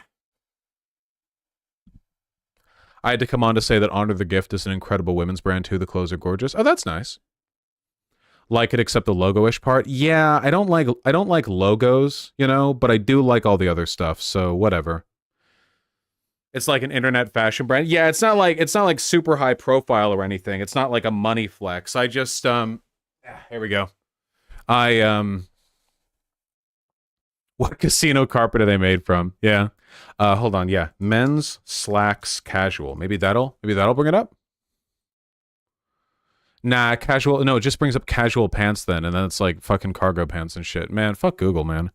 Um, yeah. Um, mhm.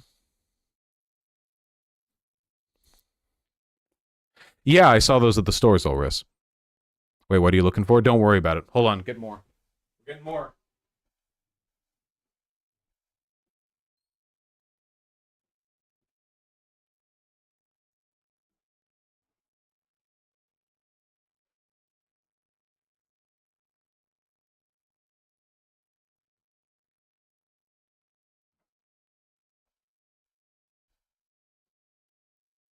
I showed these off before, but these are the two nice, big, expensive, high quality coats that I got from Suit Supply. They're very nice, but I've talked about them. So, yeah.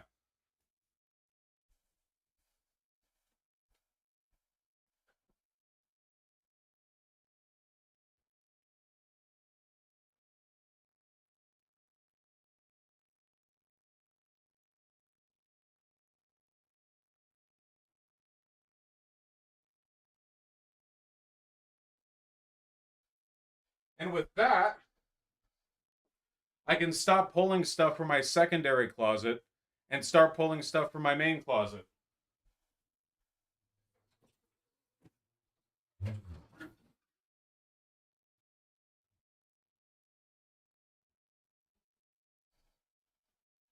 Check it out. Heavyweight t-shirts. Like what I talked about, see? Big heavy t-shirts.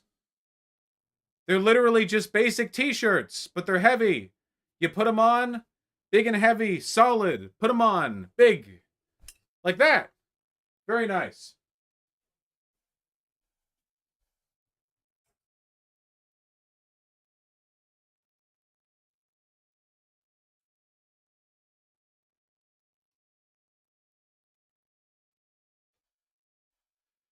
And you all have seen these. I've got a bunch of nice linen and cotton short sleeve shirts, button ups. Very nice. Summer, big summer vibes.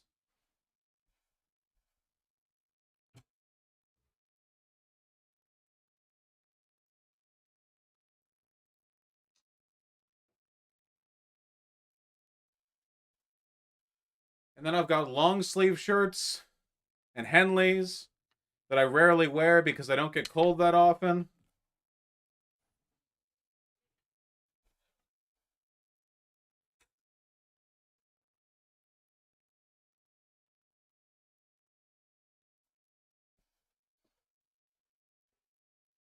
And then we have nice men's shirts. See?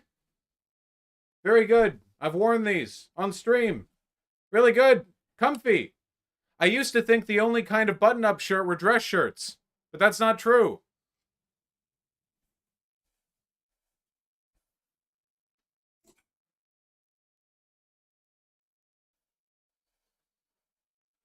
Flannel from North Face. Super nice.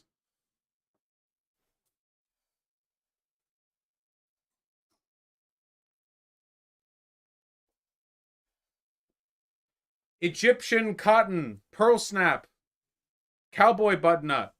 Very nice.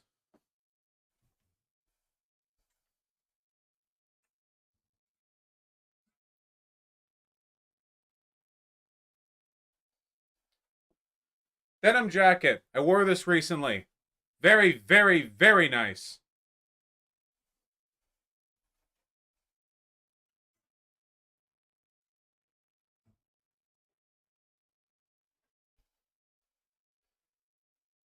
I got a designer sumo jacket. I wore this on stream.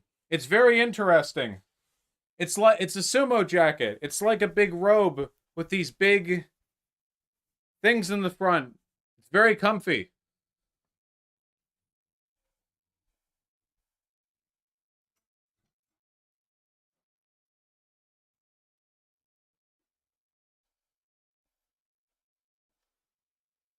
Windbreakers. Anime.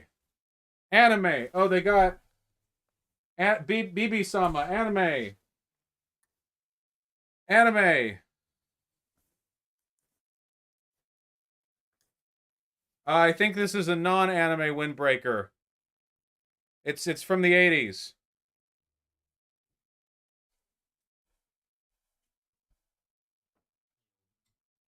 Hello. What about my grip? Huh? What about my grip? You gotta show it off.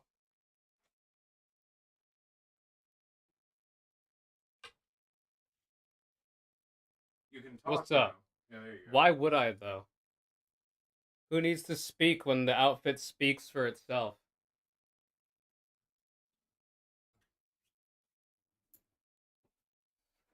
You know I had to do it to him. Big puffer jacket.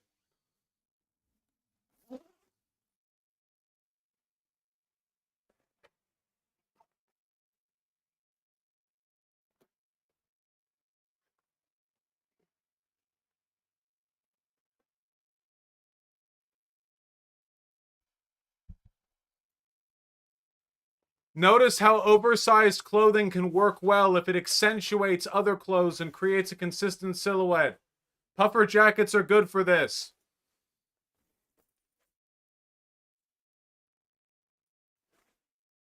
Taking this. Give it. This is a lazy outfit. for me. Mine. The only thing cool about this outfit I think you look good. and the fact that my watch matches it. I think you look good.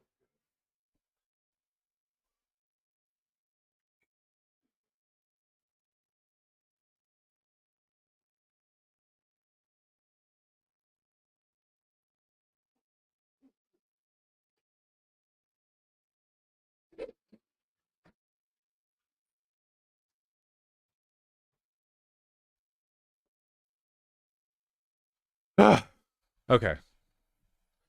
All right. That's all I care to show, mostly because I'm getting tired of all this. Out of breath just from that. I have a headache. There are a lot. Ooh, where'd you get the heavyweight t-shirts? Abercrombie and Fitch. I think they have a lot of nice stuff. Okay, we need to do a wrap up. This is very important, okay? This is the important part. A lot of people act like the only way you could get into fashion is if you have a lot of money, and that's really, really dumb. You're gonna buy clothes anyway. It's just a matter of like, hey, if you care to, you could use the money that you were going to use buying less nice fitting together clothes to buy ones that do fit together properly. Like, why not learn how to do it properly since you're gonna buy the clothes anyway, you know? So if you're a guy, here are my recommendations, okay? What I think you should do if you have the option to, all this has to be done in person, okay? Not online, is go to a mall or a strip mall or a big department store or any place where there's going to be a bunch of clothing options from different brands. So it can be a department store, but not a single clothing store, you know? You can go there, all right? And I would recommend you just have a fun day, either with just by yourself or with someone else, you know, and try on some options and get a feel for what your size is, you know? It's not that difficult to do. It just takes a little bit of time and persistence. And then as you build up clothes, I think it would be good to think of like, what sort of style are you into? You know, when you imagine yourself in a kind of idyllic sense, how do you imagine yourself dressing? Do you imagine yourself in like tattered jeans and a band t-shirt with a leather jacket? Do you imagine yourself wearing like a rolled up button-up shirt with like trousers? Do you imagine yourself wearing like streetwear? Like, how do you imagine yourself conceptually? How would you like to represent yourself if you had the option to, if you could snap your fingers and just be dressed the way you wanted to, ideally without having to worry about money, you know? And I think that getting to that point can be really difficult, and I think that people's tastes will also change with time.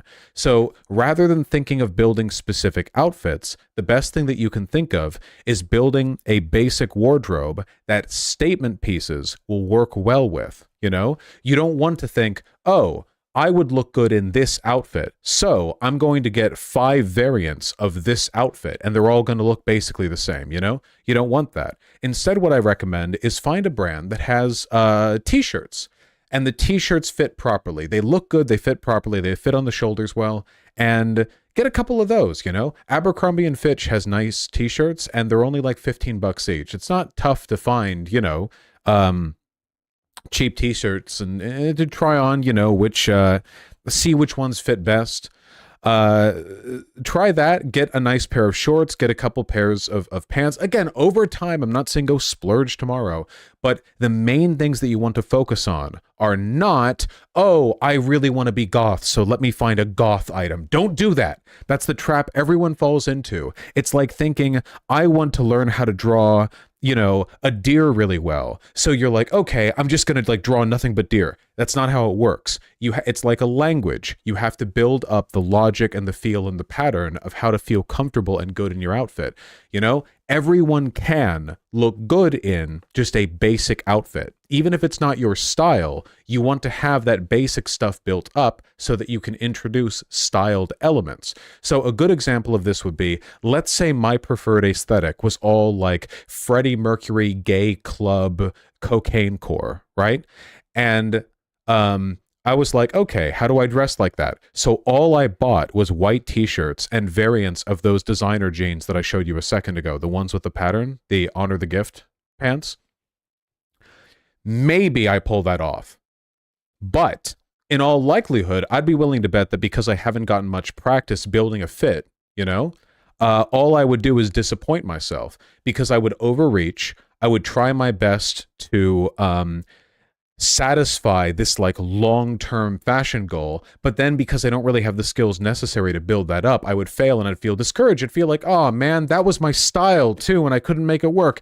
Hey, who here has felt that? Who here has felt at some point that they could not do a specific look because they took a swing at it one time and it didn't work their way and they felt really discouraged afterwards? I bet everyone has had an experience at least kind of like that, where you thought, oh yeah, this item, or oh, this look, or this way of doing my hair, or that, or this, or whatever. And then it didn't work out because, you know, maybe you didn't execute it perfectly. And then you feel even worse about it. If you haven't felt that way about fashion, you felt that way about something. This is just an innate issue with being passionate about something. You get invested, and because you're not yet good at that thing, your investment is rewarded with an acute knowledge of your inability to reach your desired point. Exactly, furtives, yeah. When you try to just buy a bunch of specific theme pieces without having something basic to rely on, you know, there's no foundation to it, you know?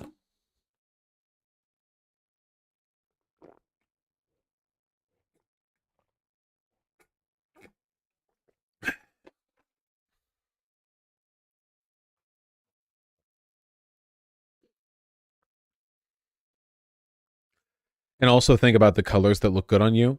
Yeah, in some cases. I think that sometimes there are certain types of styles or colors that'll work best with a person's skin tone or appearance or demeanor, or whether or not they wear glasses or whatever else, or their build when it comes to the fit or whatever.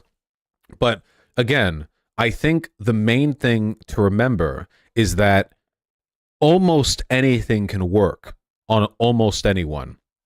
And all of the rules are bullshit. What matters is the language, you know? It's the difference between a person not knowing how to speak English and a person knowing how to speak English and intentionally engaging in a bunch of like cryptic slang that breaks apart the rules of the language in a way that's still comprehensible to people. Does that make sense? Like, you'll hear all of these bits of information about how the shoulders should always fit this way. Don't mix blue and brown, this, that, the other. And that's true when you're learning the basics.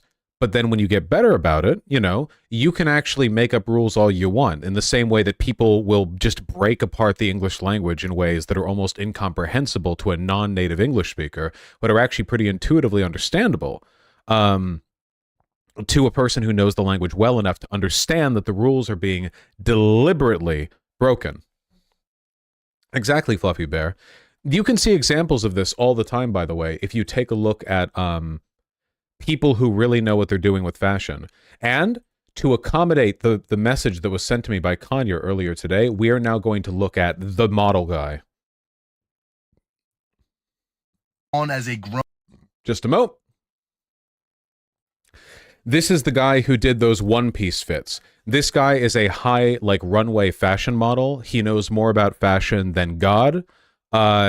He owns billions of dollars of clothing. I am not here to recommend you buy the items of clothing that he owns. I'm only here to look at the outfits that he is constructing and to use them as examples of the fact that from the lowest to the highest levels of fashion, it's about the language of expression. So here, 1 second. Grown man. These are by far the worst fits you could ever throw on as a grown man. These are the most ugliest, atrocious fits, bro. Do not wear these. Number one, let's start off strong, man. Who's wearing a flannel? That's one of the worst items you could ever wear, man. It don't look good no more, bro. It's something about it, bro. I've never seen anyone successfully pull off a clean flannel. This is incorrect. Flannels are cool. This is how you style them. Flannel, suede pants. Okay. So every single outfit this guy wears is going to be absolutely top tier. So I'm not going to say over and over again, he looks really good, because he does. He always does, and he always will. He knows more about it than I do. He knows more about it than all of us put together. There's no point in me saying he looks great. We know. A lot of the items that he's wearing are like $2,000 designer fits. So we're not talking about the specific items that we're wearing. What we're talking about is the basic rules and the language of fashion. So what do we see here, right? We see a lot of congruity with color, for one. We see a lot of congruity with the silhouette, right? Because the flannel billows outward like this, and then it follows perfectly into the cargo pants. See? Notice how we have very baggy shirt, very baggy cargo pants, forms a clean, simple silhouette. The line here is perfect. And then you have the cargo pants sort of crumple down on top of these really big, really busy shoes. Everything here is cohesive. I'm going to mute it because it's just music. Now he's added a jacket, and now with the addition of a jacket, notice how we're following the language remains the same, but we've added another element.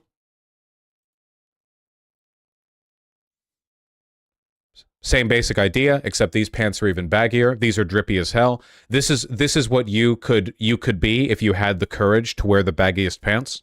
I don't. Maybe one day. Like I said, this is on the higher end of fashion stuff, but it's about understanding the language. Can you understand what I'm trying to say when I say like the language, where like this guy does not assemble these outfits by thinking, well, the rule says that this color can only go with this color, and the rule says that this can only work with this. What he's instead doing is he's looking at his massive array of high-quality designer clothing, and he's going, okay, this article, this bit of language, this term, this phrase, this turn of phrase, all of these work well with this item too. There's like a flow, like poetry, a sort of synthesis. Does that... Okay, hopefully people understand what I'm going on about. There are them skinny pants. Too many people think of fashion in terms of like a bunch of rules you have to follow. But again, the rules are only a crutch that you use to get, Jesus Christ, to get familiar enough with the way all of this works. I have to say this, you can get all these designs without designer prices. Yes, like I said, I'm not endorsing all the items he's wearing are like $1 million, okay? I feel like some dudes can just pull off anything, ha ha ha. Hey, keep in mind, him pulling off anything here is not because he has some magical body. Like, he's a skinny dude or whatever, sure, but, like, it's because he knows what he's doing, you know? If I were you guys, like, and I was interested in trying to build out a specific aesthetic, what I would do is I would go on Pinterest and I would look at inspo boards for the type of clothing you're into. And rather than thinking, oh, I want to buy that item, instead you should ask yourself, what makes that item look good? What about this fit works? What about it looks good? Really think about it. Like, what's the logic here? Well, we have the clean silhouette, we have the taper from the suit out to the hip, and then notice how going down to the pants, I'm pretty sure these jeans are boot cut. Isn't that interesting? He's wearing a vest and a leather suit jacket, and then the boot cut and the flare out to the boots that he's wearing. So, okay, we have a kind of interesting swoop going on there. You know, we basically have, like, I don't know, trucker, leather, cowboy formal here, you know? Kind of an interesting fit. I mean, obviously it is. You know, it's this guy.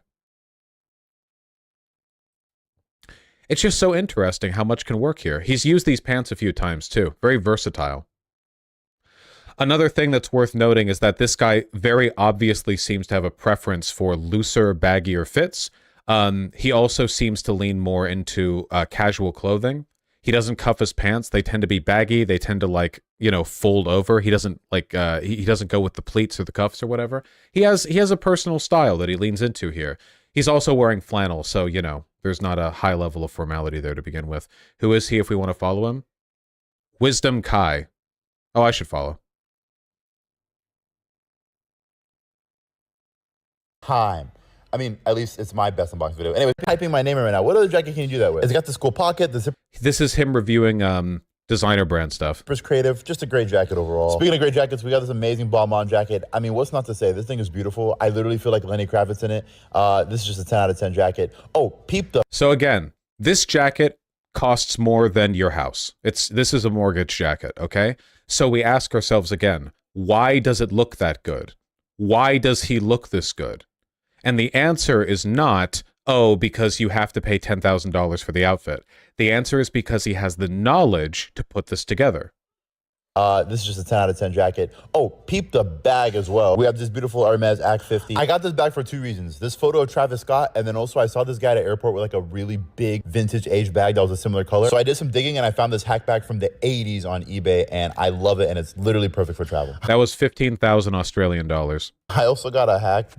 Oh my God, what's wrong with me? I got a black one. I got a black hack 42. Don't ask me why. I mean, look at the outfit. Do I really need to explain why? Speaking of ridiculous bags, this is also new from Leon Emmanuel Blanc. This is the scariest bag I've ever seen, but it's actually really cool, and I can't wait to wear it, and then like people like shake the hand behind me when I'm walking. I don't know. I think that might be kind of fun. I got these pants from Capital. I actually Love these, by the way. I even looked for them. $2,000. used to own a pair, but they were too tight, so I basically just got a size that fits me, and now I love them. Now, this really wouldn't be a Wisdom K unboxing video unless there's a bunch of hearts, so we got these 3 They look really nice, though, huh?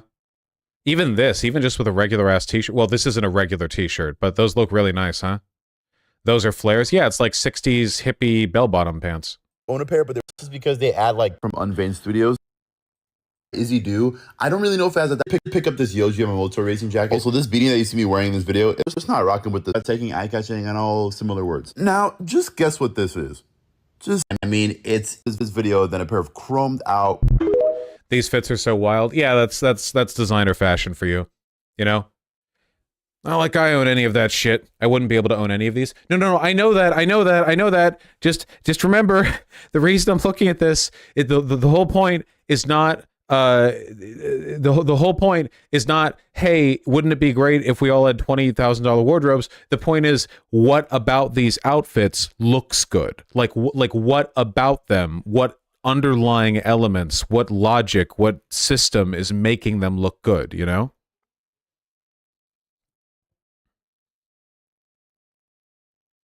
The patch pants even has yeah, they were really nice. Yeah.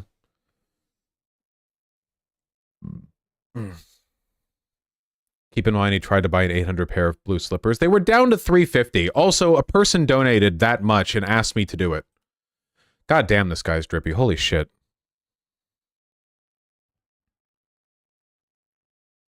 That's crazy. If it comes across as me being defensive, I just want to say that there are people who unironically act as though I'm being classist by, like, caring about this, and that actually really does bother me. I think that's, like, zero IQ shit. There were people in my subreddit who were acting that way. And that's gonna end up being, like, banned material shit or whatever. I just think it's cool to get good at, like, the system of making what you wear look nice.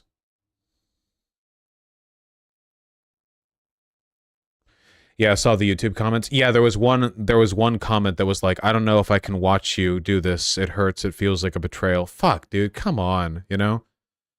You nerding out about this is infectious. Man, this guy's outfits. God damn. Maybe we could try to do some like fit reviews. 1 second.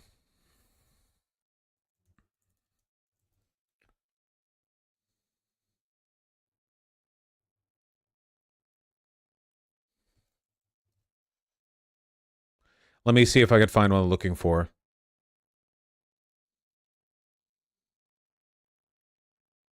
Here we go. This has more that we're going to go into, but I want to talk about, like, I guess, what I'm thinking when I look at this. And I want to reiterate, because I've said this before, and I want to make sure everyone understands, I don't know everything about fashion. I don't even know a little bit about fashion, okay?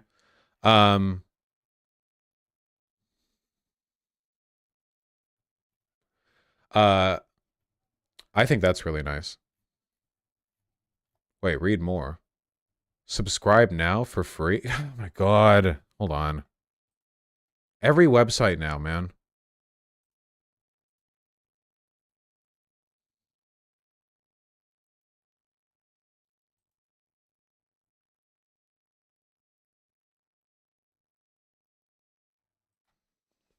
I don't even bother with them. That shit's annoying. Yeah, but I want to look at the guys. I want to look at the dudes. That's the thing. I want to look at the dudes. Why does my neck hurt so much? It's actually quite... I don't want to do any fit reviews of chatters. I don't want to say anything negative or any of that. I purely am just growing enthusiastic about the logic of self-expression and beauty in fashion. That's it. It doesn't matter how much the outfit costs. If you assemble the whole outfit from $2 at a thrift store, that's great. If you get it all real cheap like, that's great. You know, it doesn't matter to me. I just think it's cool to look cool.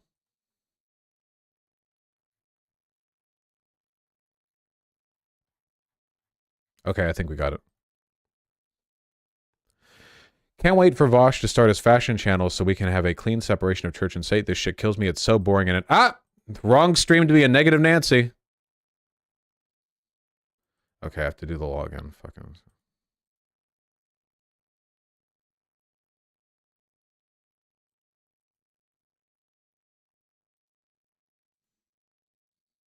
Sign in.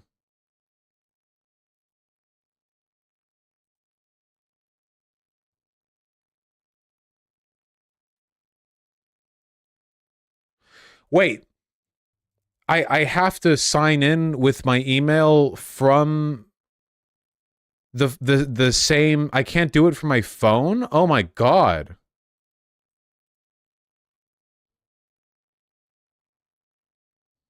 Annoying. Jesus. God. Here. Fuck.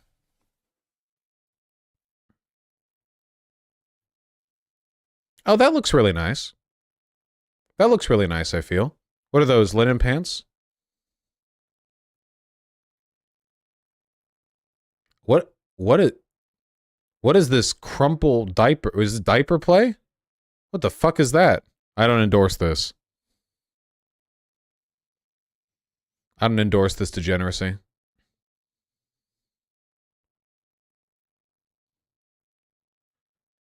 The full denim. That actually looks pretty good. That's good denim.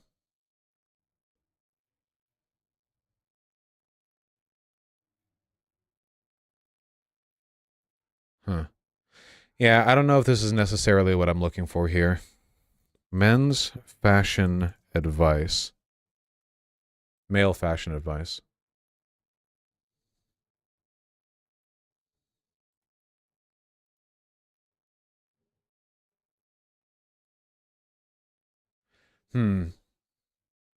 No, I think that's the thing. I think I've said everything that I want to say, mostly. Let me change it back to manual focus.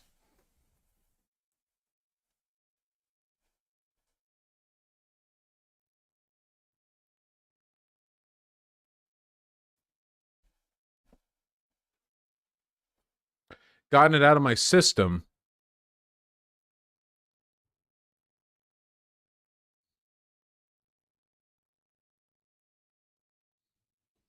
Good enough.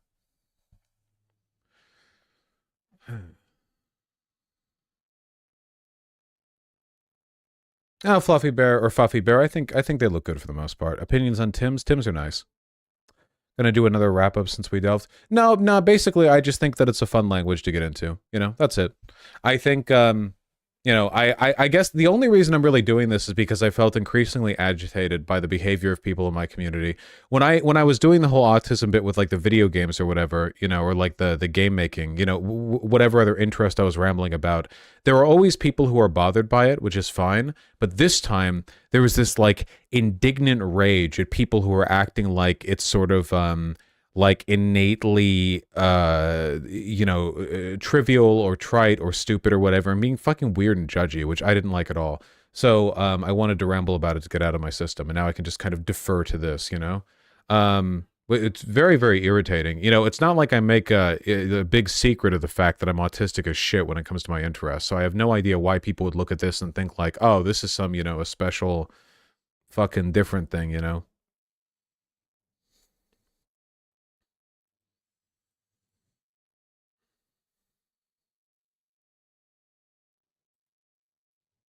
Yeah, I like Ulster Coats Logical Pretzels.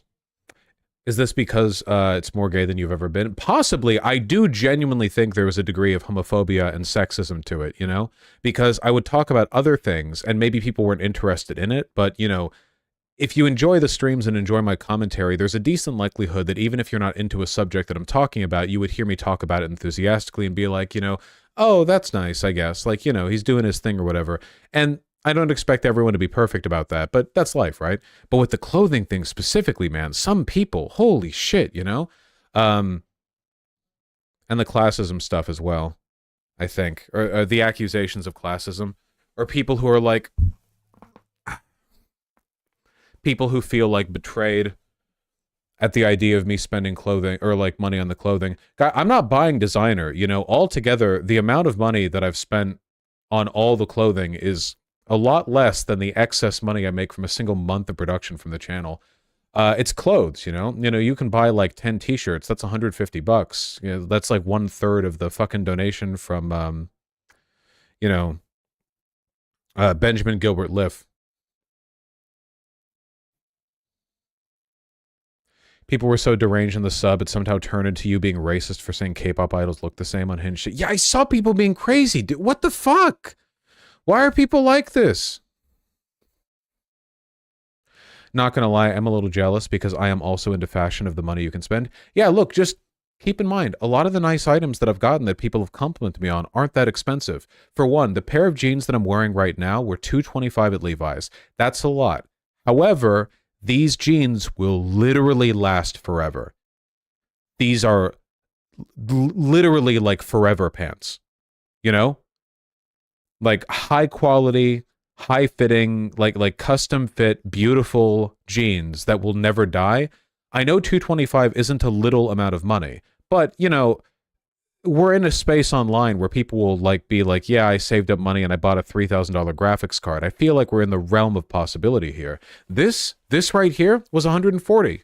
I can't really speak to the t-shirt. This one was more expensive than I would normally go. I got this from the place that I got my nice jeans. This is $70. It's the single most expensive t-shirt that I have, and it doesn't really show on camera, but it has a very nice texture to it that goes really well with the denim that I bought. So I bought it kind of like as a cap off to the nice pants that I got. All the other t-shirts that I wear on stream are $15. Like the heavyweight t-shirts are $35 because they're like big heavy t-shirts, but they're just from Abercrombie and Fitch, you know? The blue denim jacket, I got that on sale. Normally $300 down to $140, I think. You know, I'm not saying it's not pricey. It is pricey. I'm not pretending that's not an issue.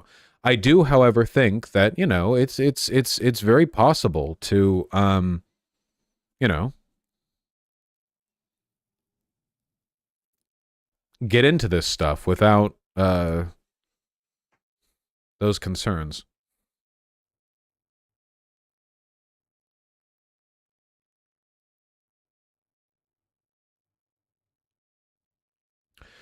You can just shop at H&M and look nice if you can dress yourself.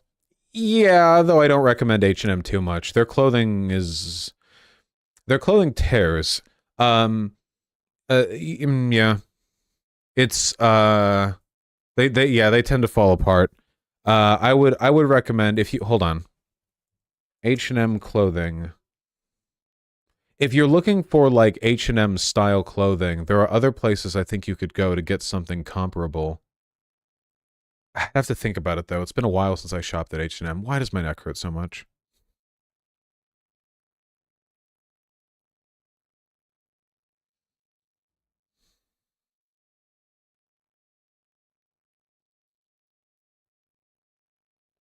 Do you guys have Uniqlo in the States? Oh, I've heard a lot of good things about Uniqlo, but holy shit, I fucking hate the texture of their t-shirts. I can't stand them.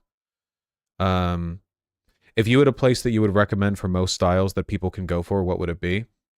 What I would recommend you do at first principle, or not first principle, fucking, I always say at first principle.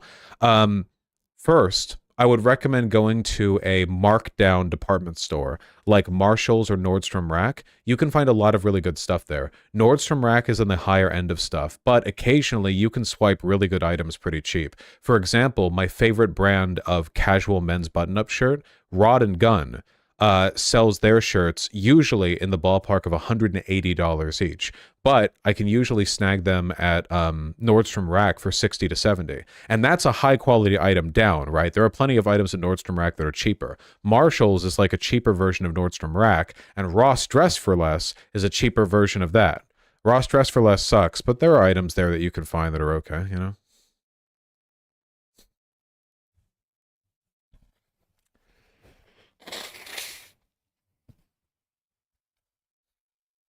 Also, yeah, look for sales, look for clearance, you know? Go to clearance racks.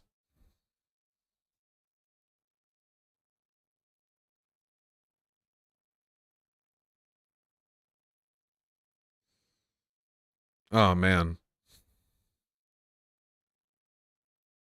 Thrift stores can work sometimes, yeah.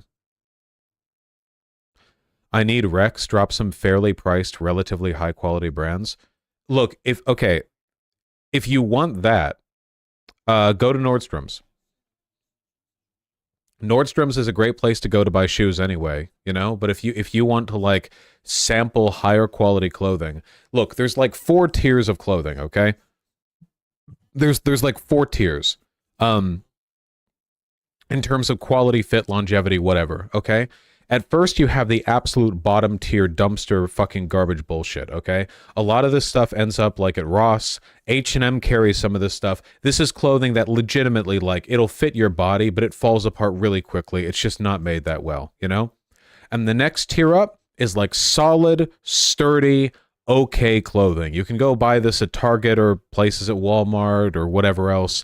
You can buy a t-shirt for $12 off of this, you know, just simple, sturdy clothes. They'll last you a while. They're fine. They're fine. You can build a whole beautiful wardrobe off of these, you know. Now, the thing to note is that if you're shopping cheap clearance clothes, you know, not high quality stuff, okay, you can build amazing outfits. Nothing's stopping you. But it's rare that you'll find a single piece that's a stunner on its own. Does that make sense?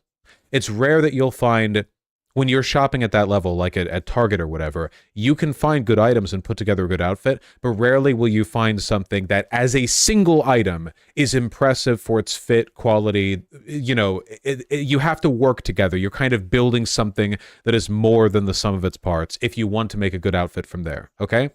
Then the next tier up, again, this is just my opinion, you have like higher tier but middle class accessible clothing. This would be like Abercrombie. This could be like Tommy Bahama, Banana Republic, to an extent Rod and Gun. This is the kind of place that you would go to where you would look at like the pants and it's like, oh, this is a pair of pants for $100. Here is a J. Crew. Yeah, J. Crew, perfect example, J. Crew. You look at like their button-up shirts and it's like, this is $90. You know, a t-shirt, like, oh, this is $40. These places are expensive for the most part, though Abercrombie is pretty reasonably priced in my opinion. But yeah, for one, good loyalty rewards, you know? You often can get decent deals here. And when shit goes on sale, you can find crazy good deals. Again, the J. Crew chore jacket, is it still on sale?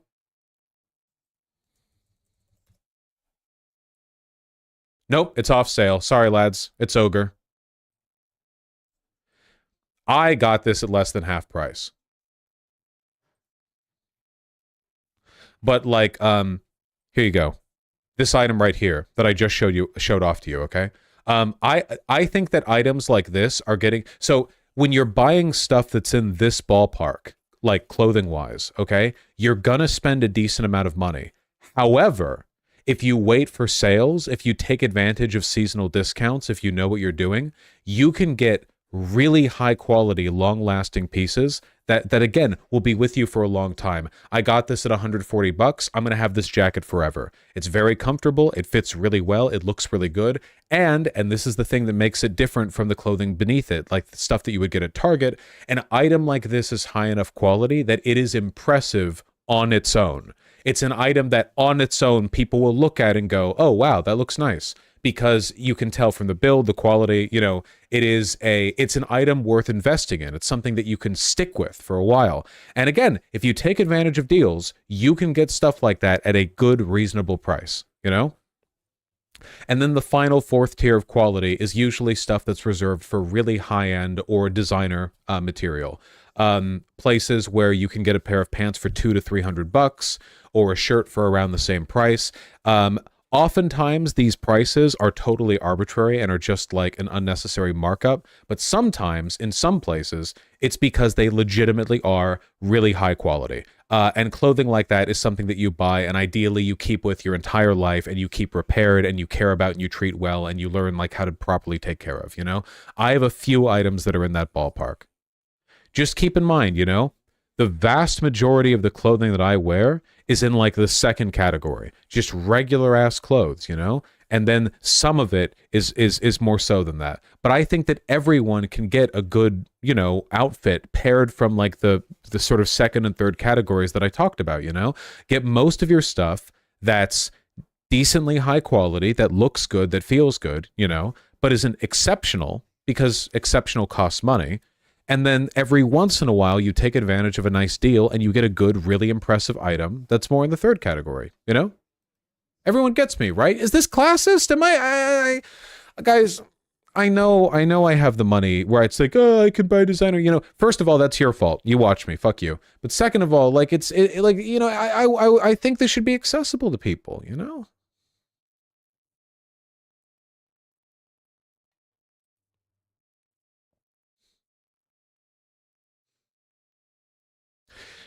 This designer at Target has some really good looking clothing. Is that true? I can't really speak to it. I'm suspicious of these costs. $60 for a suit jacket is the kind of thing that makes me think that, you know, somebody died along the way. But I do like how the fit looks, I suppose. Yeah. I would have to see it in person to care, to know, you know. But yeah, it's accessible to everyone.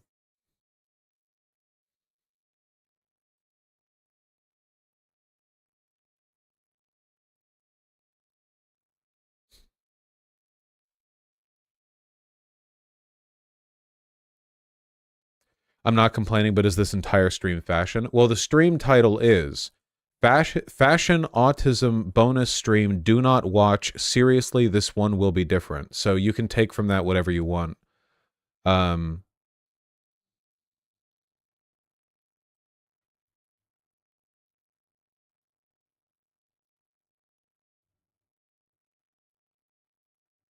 Target actually is okay. There are plenty of fine clothes that you can get at Target.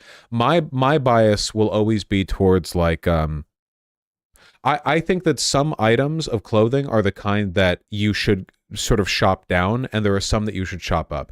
A big example of ones that you should shop up would be items that look best when they have a sort of three-dimensional quality to their build.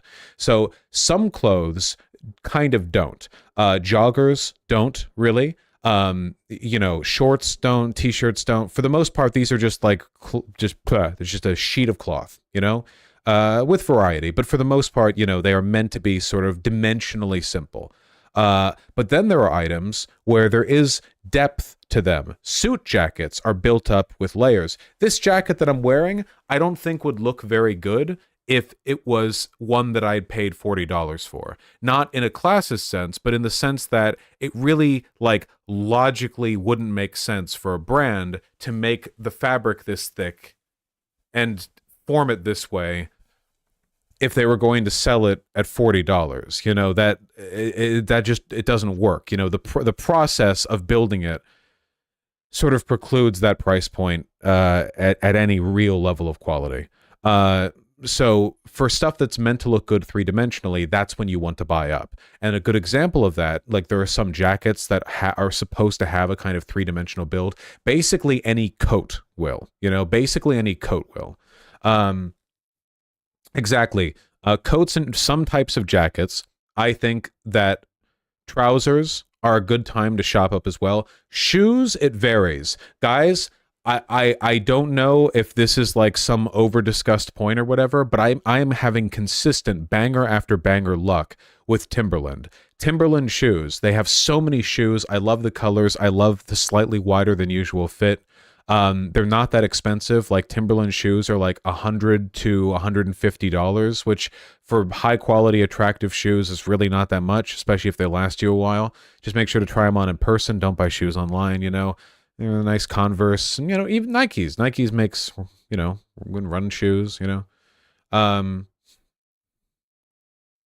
Yeah, I get you, Dante Gray.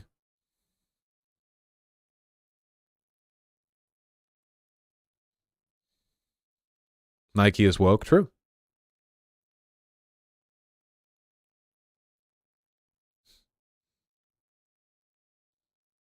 Ah, well, Fluffy Bear.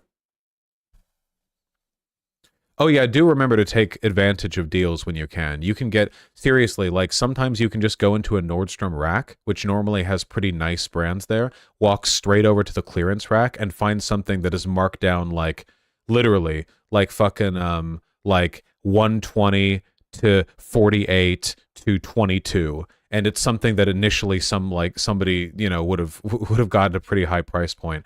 The suit jacket that I wore in DC when talking to Ro Khanna was originally $1,400, marked down to $680, marked down to $310. And I mean, I wouldn't normally buy a suit jacket at $310 on a whim, but I would if it was marked down from $1,300 or whatever, That's for sure. And it's a great suit jacket. It feels different from my other suit jackets, It has a nice three-dimensional quality to it.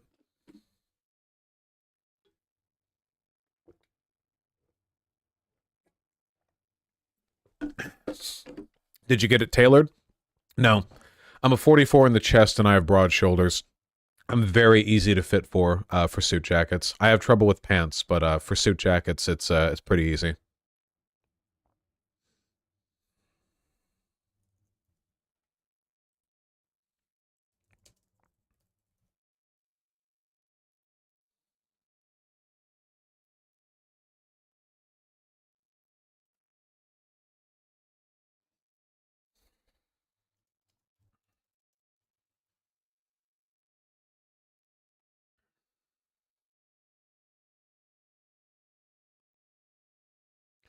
In case anyone is interested, since a lot of people complimented my fit here, oh, I'm sorry. Wait, hold on. This isn't the jacket that was marked down from 1300. This is a different one. Sorry, I was thinking of a different jacket. I haven't worn that jacket in front of stream yet.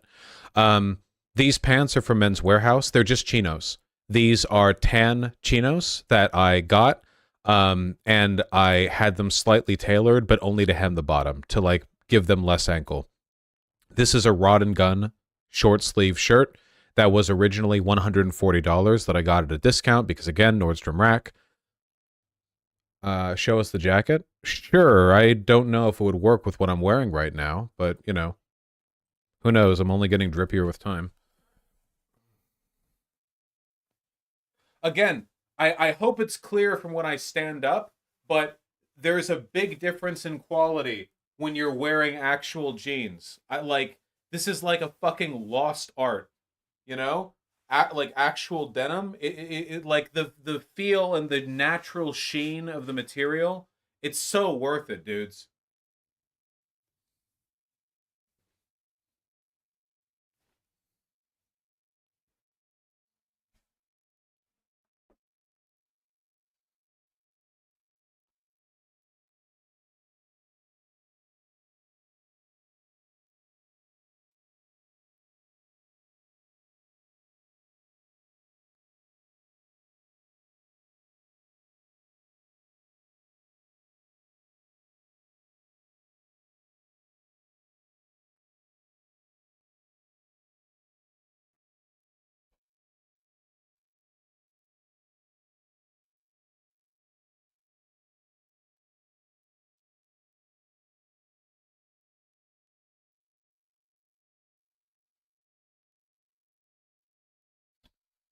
There we go.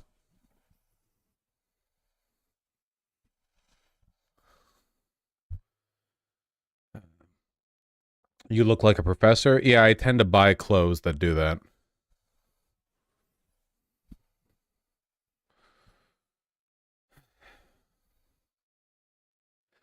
There's a lady on TikTok who talks about the composition of materials on tags. She changed how I shop. I read every tag now. Oh, God, yes. If you're going to buy any item of clothing more complicated than a t-shirt, always read the tag for the material composition. It makes such a big difference.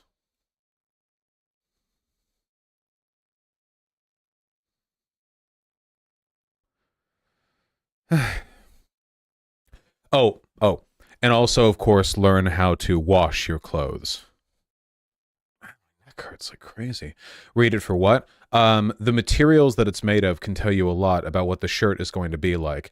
If you know a bit about how the materials are built, that can tell you a lot about how to clean and wash them. First of all, do not incorrectly wash nice items of clothing, okay? I know it's a huge pain in the ass, but after you buy a nice item of clothing and then fuck it up by running it on too hot of a dry cycle for the first time, you will immediately understand the necessity of not doing that, okay?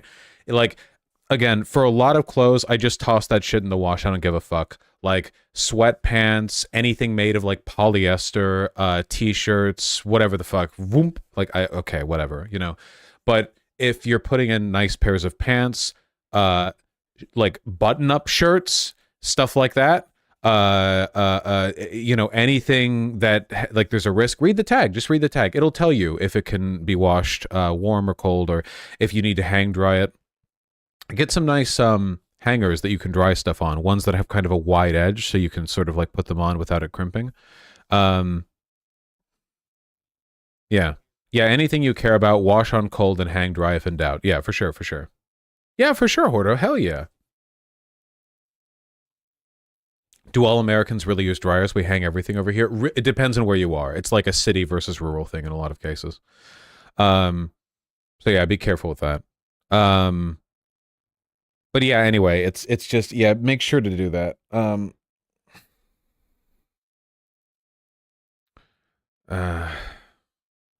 Fuck, my neck hurts so much, it's distracting me, man.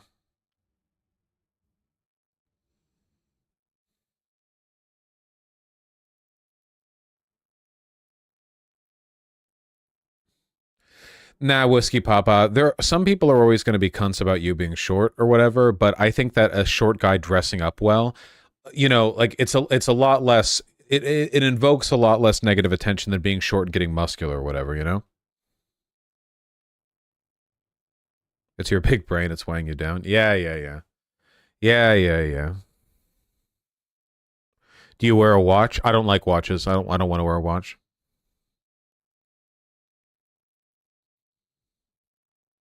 If it makes you feel good, consider wearing heels or lifts. Oh, yeah. I can't stop looking at the pattern on your coat, and it makes me hate that you're right about fashion. One of the things, okay, this is the last thing I'm going to say, okay? I'm going to make a case for the concept of a statement piece. Okay, that's what I'm going to do, okay? Like I said, you can build an amazing outfit with pretty cheap clothing if you know how to put it together, but there are some things that it's usually better to lean in on the price because A, you want it to last for a while, and B, there's an element of three-dimensionality there. Another big one is texture.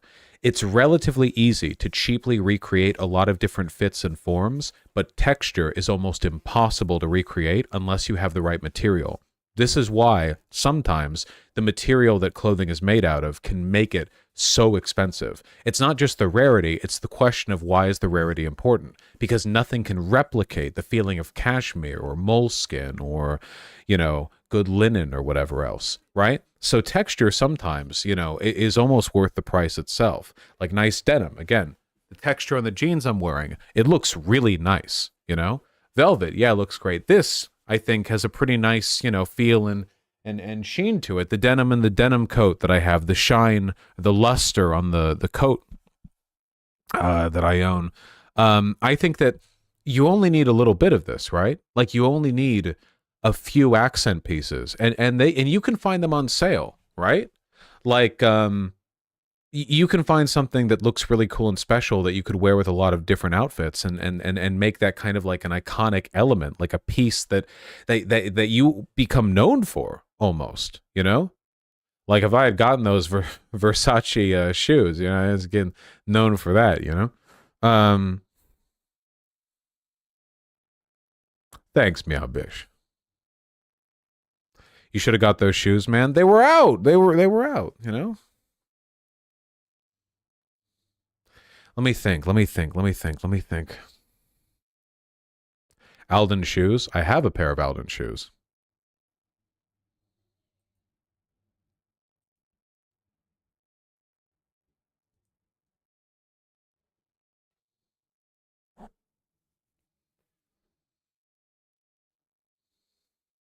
What are your thoughts on sweaters? I tend not to like wearing them. I like how they look, though I'm not a fan of how conservative they tend to be. But they're too warm for me. And I don't like stuff that presses up against my neck. It's a shame because I like turtlenecks. Hold on. I'm trying to think of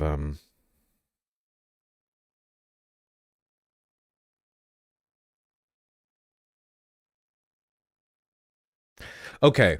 I'm going to kind of cut against my point here. I'm going to do something that's going to make you guys be mean to me, and I'm going to make an argument for the value of a statement piece using Versace as an example.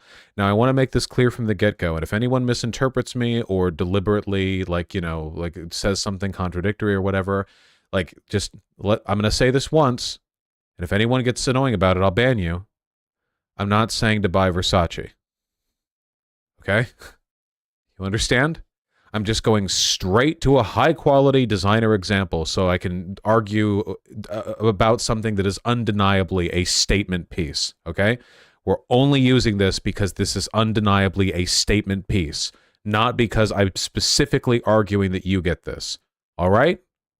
All right. So you want to be the horse, okay? So the final argument that I'm going to make is that I think that it's really cool to have items of clothing or accessories that make you feel like the cuntiest bitch on earth when you're wearing them. Girls have an easier time with this because they can have their cute little bags and stuff, and they tend to have more sort of socially acceptable options when it comes to jewelry. But I think that, like, I think it's cool to have an outfit, even a simple one, like shorts and t-shirt, whatever, and then have an item and you're like looking in the mirror as you're putting it together, and you're putting the item on and you're like, fuck yes, dude. I'm too good for this, for these bitches. I'm too good for this place, you know? And I think that you know, it's very easy to get an accent piece if you have a lot of money. If you have less money, it can be more difficult to get a good accent piece. But the point is that it makes you feel like you're serving cunt. Versace has a lot of very loud items, and I respect being loud, if nothing else. I like the way that their belts look, for example. The idea of having just any outfit. Literally, that's like black pants and a white t-shirt. And then, all right, now for the piece de resistance. Here's my gigantic fucking gold belt buckle. I like that. I like that conceptually, you know? Like, you know, I'm here to serve or whatever. Or if I go, let's just look at, I don't know, t-shirts. Yeah. I don't know what Versace has in the way of t-shirts. Just whatever. It's, yeah, I don't care. Let me see if I can find a better example, I guess. Jackets and coats. Hell yeah.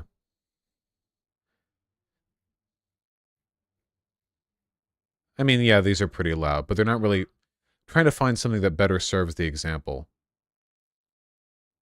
Sweatshirt, shirts, knitwear, blazers, and suits.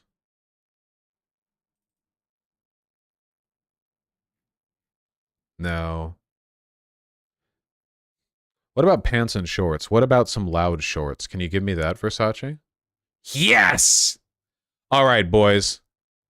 We're in it. We're in it to win it, okay? Again, this isn't a Versace thing, okay?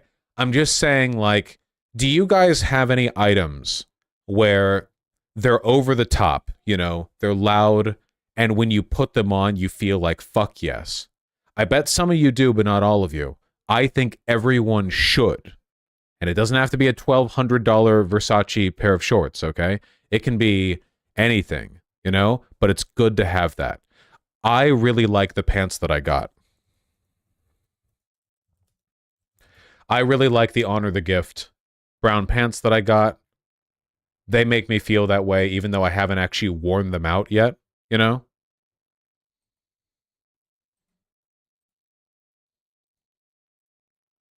These ones, I feel like I could wear this with a white t-shirt and a black belt with a gold buckle and be extremely cunty. You know, it's really just about feeling good. It's just about feeling good, you know? Vosh, I thrifted the fucking unbelievable red real leather Michael Jackson style jacket for $25. You can definitely find crazy shit for cheap. Yes, if ever there is a time to thrift, it is to find the accent piece, because you will be looking through a local thrift store and you'll see something for like $42, and it's the most gaudy, over the top, awesome fucking bullshit you've ever seen in your life, and you'll instantly fall in love with it. And that is the point, you know? I don't think you should go thrift shopping for basics, because that's pretty difficult, you know? That's tough, like with all the consistency issues and stuff. And you can get it just as cheap, you know, just like basic t-shirt hunting or whatever. But when it comes to the accent pieces or like a cool coat or whatever, yeah.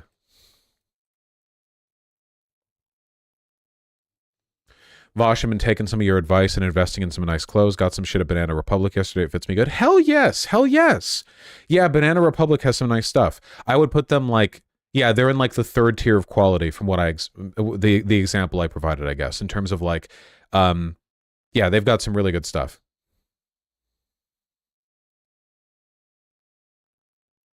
A piece I've seen in some circles as a statement piece for pants. Holy shit. Are these really only 75 euros? These are awesome.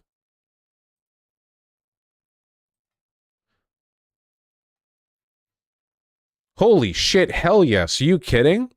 This is for like goth or streetwear bitches. You know, like a slightly muscular woman who has like a white tank top and sunglasses, and she's wearing that and this and nothing else except for like some giant white sneakers.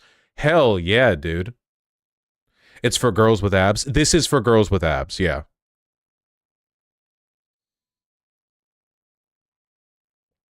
Can boomers wear that stuff? Fuck yeah, dude. Absolutely. 100%, yeah. Yeah, Treeman42. I just think it can be more difficult to go for like basic staple stuff like that when you're thrifting, because you also like have to be concerned about specific fit and sizing and stuff. And you run the risk of falling in love with a piece of of clothing or like pair of pants or whatever that don't fit you properly. So then you like stare at it and you drool or whatever, you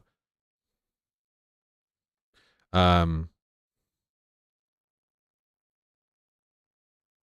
Anyway, I guess, look, fashion can be pretty dumb, but sometimes it can be pretty important, you know? And all I'm saying is that if I saw a cute chick at a club who was wearing this, I would want to impregnate her. So if you see these and you're thinking, damn, I want to be the kind of bitch who people think about impregnating while out at the club, then, you know, we're out here, you know? We out here. That true, Kyle Reese? I guess that's his brand.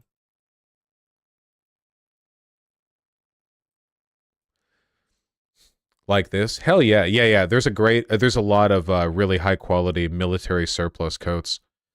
Oh yeah, got the cinch. Oh, the snatched waist. That's Logical Pretzels, everyone. Look at the snatched waist.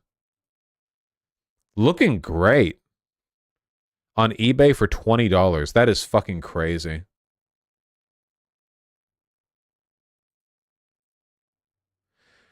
Man, it's crazy how drippy a lot of military wear is.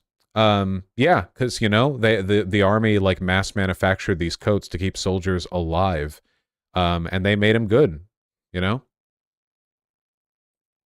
Hey, fun fact before I log off, because my neck is killing me.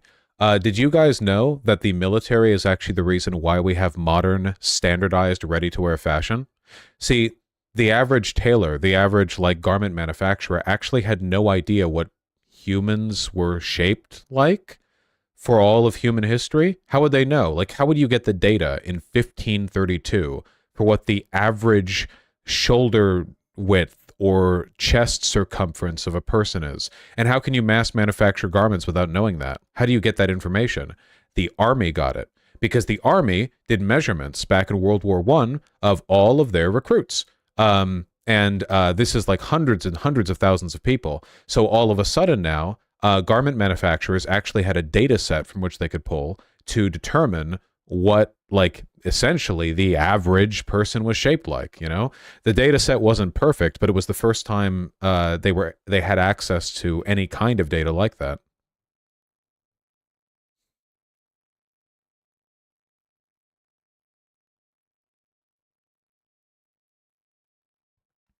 The Army made fast fashion. Well, the Army made ready-to-wear fashion. Yeah. And keep in mind, how was the Army supposed to produce hundreds of thousands of, like, heavy wool coats for soldiers unless they had some kind of standardized idea of what people were shaped like, you know?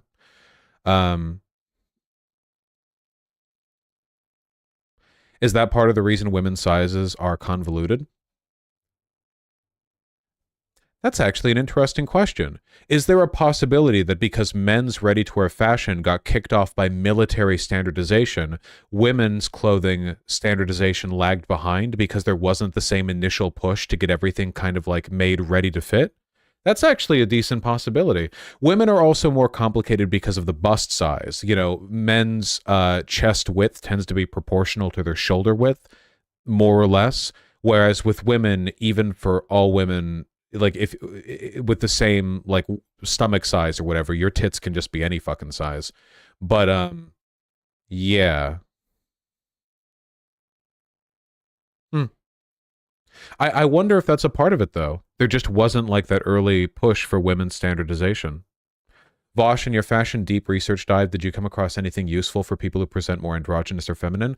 All of the basic logic that I have talked about here refers equally to men and women. I've mostly talked about men's style, but in terms of the language of putting together an outfit, identical in all cases.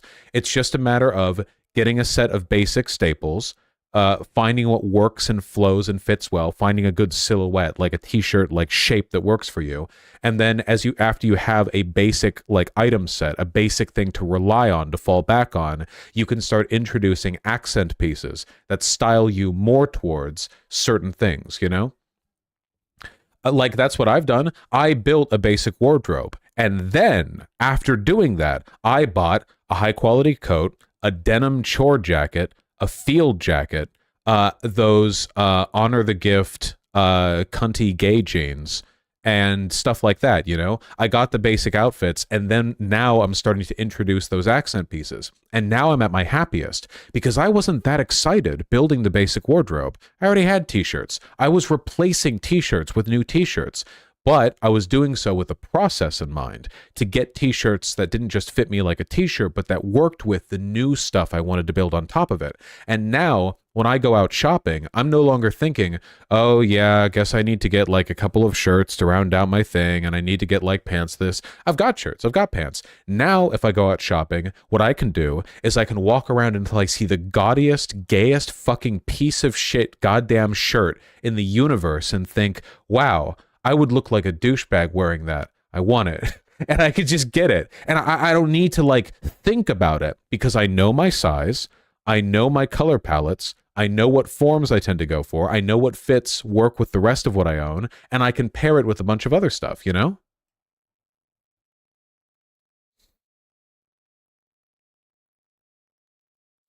Wrong. What about for stuff such as dresses / jumpsuits? What does statement piece mean if you have a super cute dress? It's just your whole outfit, lol. Yeah, I don't know much about dress shopping specifically. But like most of what women wear isn't dresses these days, right? Like women tend to wear pants. So I guess I'm mostly talking about accent pieces with regards to layering. Even if you're wearing a dress, like you have a jacket with a dress, right? But if you're only wearing a dress, then it's not really a matter of accent pieces. It's just a matter of having like basic dresses and then more out there dresses. I admit, I know very little about dresses. I do know the basic logic still works in terms of like understanding your form, your color, your palette, and what you want to work it with. But if we're just talking like one item, one dress, then yeah, it's not really a matter of pairing stuff, I guess. It's a matter of having like an understanding of what a basic dress looks like on you, having a basic dress to like fall back to, and then thinking, okay, now that I know that, what can I build out from there, you know?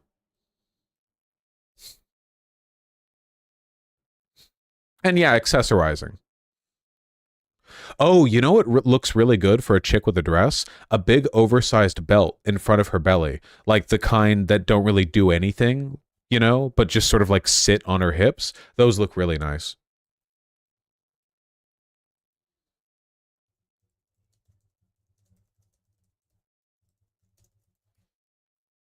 Excuse me. Oh. Also, my advice, don't online shop. Just don't. Just don't. Buy your clothes in person. Even if you're an hour outside the city and you have to drive into the city to do it, it's better. Online shopping is a fucking magical portal to disappointment, you know? Especially if you're trying to find cool deals, okay? Sometimes there are very specific items and brands that you can only get online, but for the most part, like especially when you're building a basic wardrobe, please God be careful, you know? Especially when you're looking for deals, because people get scammed so easily these days. So easily. There are so many sites out there that will just lie to you about what they're sending you, you know? I'm not saying it's impossible to find good stuff online. I'm just saying you're fishing for disappointment. You can shop online from a brand after you know their sizes. Yeah, like I can shop online from Abercrombie and Fitch or Banana Republic or whatever, because you know. Yeah, good point, Dante Gray. Old man serving 24/7. Hell yes. Fuck yeah, dude. Love my drippy streetwear grandpa. Hey, unironically, huge endorsement of, holy shit, 250,000 likes. Huge endorsement of the fact that if you know what you're doing, you don't have to be like pushed into any given style because of your age, you know? He's got the goddamn rubber boots. You can be a streetwear drip lord when you're like 75 or whatever. Hell yes.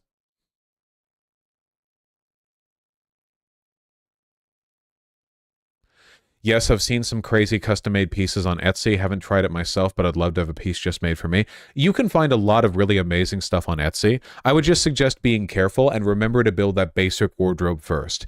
You don't want to have this situation where like you're reaching desperately for a bunch of accent pieces without anything basic to build it on. You know what I mean?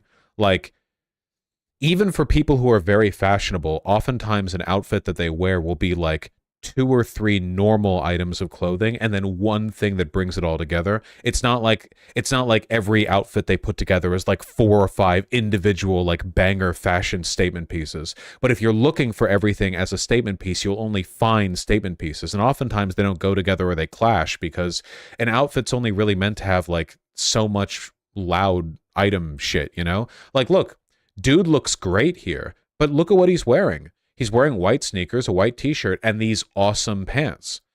The hat complements the pants color-wise, but in terms of, like, what he's selling here, the pants are what brings it all together. Same here, you know? I don't endorse these ridiculous shoes, by the way, for what it's worth. For a lot of his outfits, it's going to be like that, basically. You know, everything gets kind of pulled together.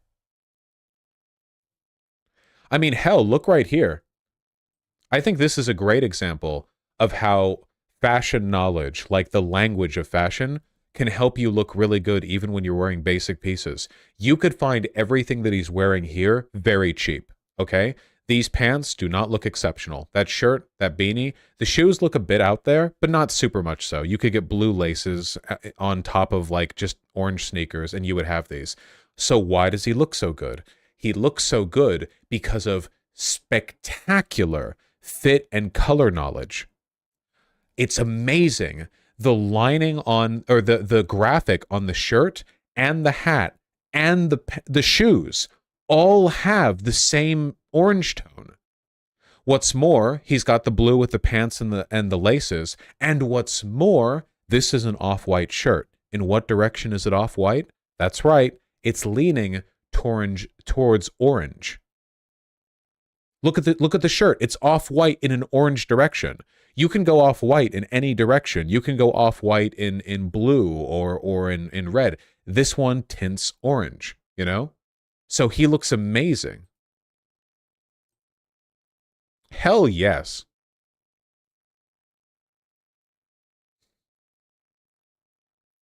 Fuck, his shoes are color coordinated with the outfit. Yeah, just isn't that crazy? None of this is money. Well, maybe because this guy's doing well. These are expensive items, but you could get stuff that looks like this easily without having to worry much about money. You know? Again, oh my God. Look, the brown on the collar of this jacket and the brown of the pants are the same tone. He has this tan on the shoulders, and he's got tan on the shoes. He's got green for most of the jacket, and he's got green on the shoes. He's got white on the shoes, and he's got a white shirt on and a tan hat. Incredible. Like the color knowledge and coordination here is genuinely like top tier. Incredible. And it doesn't cost that much. Like, this is just knowing what you're doing. He does the same thing. Look, light pink pants, light pink hat, blue, blue. He knows what he's doing.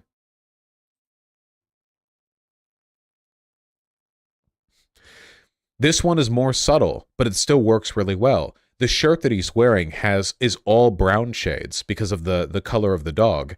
The pants are brown, the shoes are brown.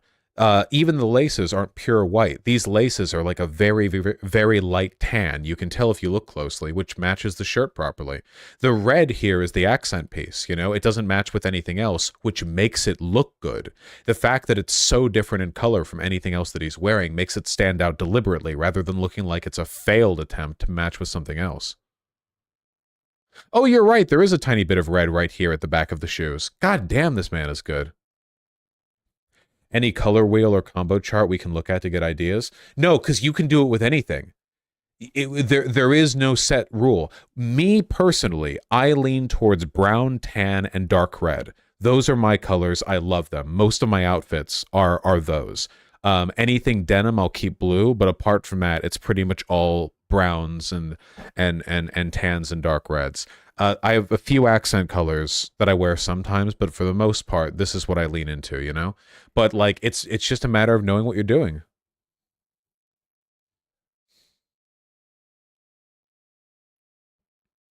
Hell yes, brother.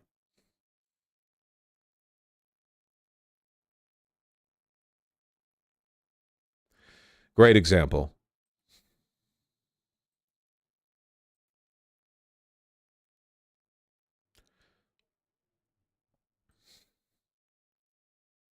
All right.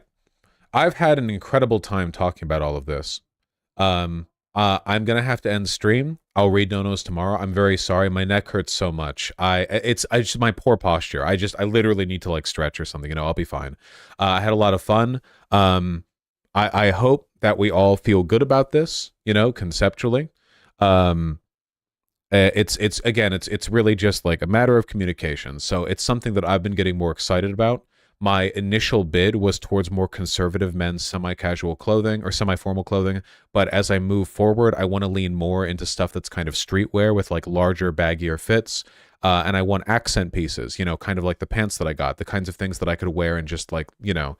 Oh, there's one last thing I'll show, okay? This is something that I've been using as an accent piece for a while. It's kind of inadequate in that role, but it's been doing me well. Hold on.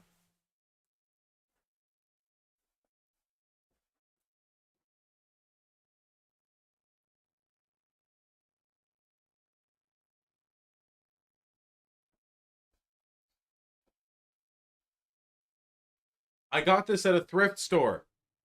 It's just a big like full around kind of graphic tee, all black and white, but because it wraps around the whole front of the shirt, it has a nice texture that works with a lot of other stuff, you know? Like, you can imagine wearing this under, like, the blue denim chore jacket that I have. Gives, like, this sort of, you have a flat blue jacket, but then this, like, nice, complicated, sort of maximalist design underneath, which I like a lot, you know? Unfortunately, this shirt's a bit small on me. It's a large, and it runs small for a large. I was thinking of maybe finding the brand and seeing if I could get a an XL version of it. But this is what I mean again by an accent piece. Like on its own, you don't want to start buying a new shirt by like, you know, like, oh, time to find this or whatever. But you would have to like, you know, build around it kind of. Name the brand? I don't know. I don't even know if it says.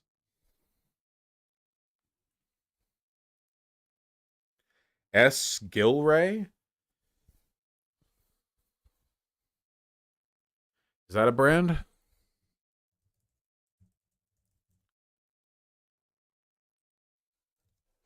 No, S. Gilray is the one who made the painting. Okay, so it's a painting by a painter called... Wait, is it? James Gilray? Huh, I'm not sure. Yeah, I don't really know.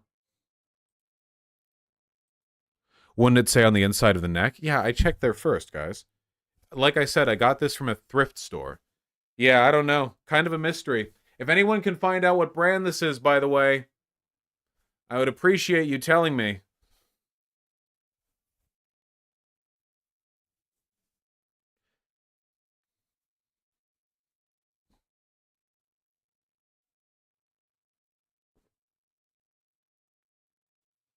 What if you found a one of a kind shirt? It's not impossible, but I don't think it's one of a kind. It doesn't feel like it's screen printed.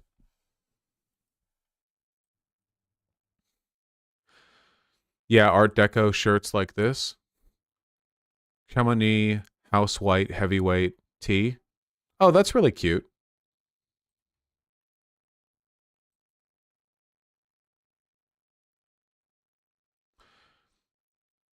Thought Cabinet Disco Elysium. Oh, shit. This is a Disco Elysium shirt. That looks really nice. Shame it's all polyester. It probably also doesn't offer it anymore because Disco Elysium exploded. That looks really good, though. Thought Cabinet full color. This could be a pretty good accent piece. I don't know if I would want to buy a full polyester t-shirt because I don't necessarily like how that fits. However, wearing something like this, like, again, this is like maximalism. You would wear this and a like simple jacket over it, you know? Like I wouldn't wear this over it or because this has like a pattern, you know? It would be like this with something over it and then it's like a fucking nightmare mess, you know? Dude, holy shit.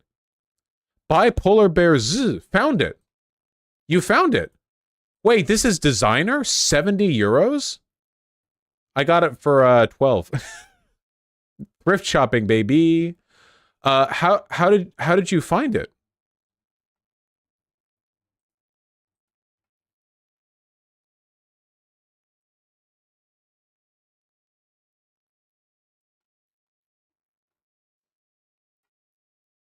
Google Lens? Oh shit, yeah, I guess they'll do that. I might get this in an XL. Well, for 70? I don't know. It's a pretty nice shirt. You won't find many of these around. Huh. Okay. Well.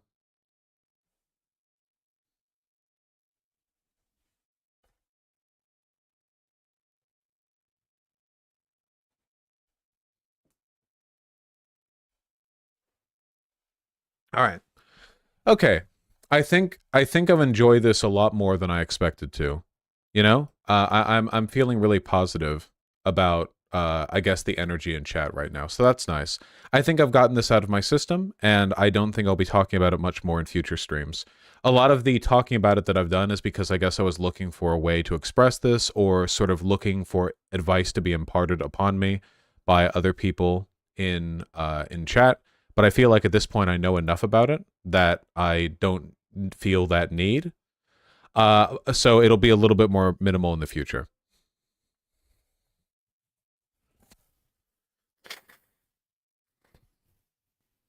Don't worry, guys. If I get any nice pieces in the future, like say any Versace sneakers, I'll be sure to let you know. I'm going to go lay down and uncrick my neck. I keep forgetting that I'm wearing a suit jacket right now, so I try to like lift my shoulders forward or whatever. Are Are you going to drop a drippy new shirt? Maybe. Maybe. All right. I do like maximalist t-shirt shirts or t-shirt patterns quite a bit. Okay, I'm going to head off. I'm going to send you guys over to Shark and Canoe. You know what? I said Shark first. Fair is fair. I'm going to send you guys over to Shark. Go be nice. I love you guys very much. I'm going to go lay down for a bit. Thank you again. Take care. I'll read the donos tomorrow.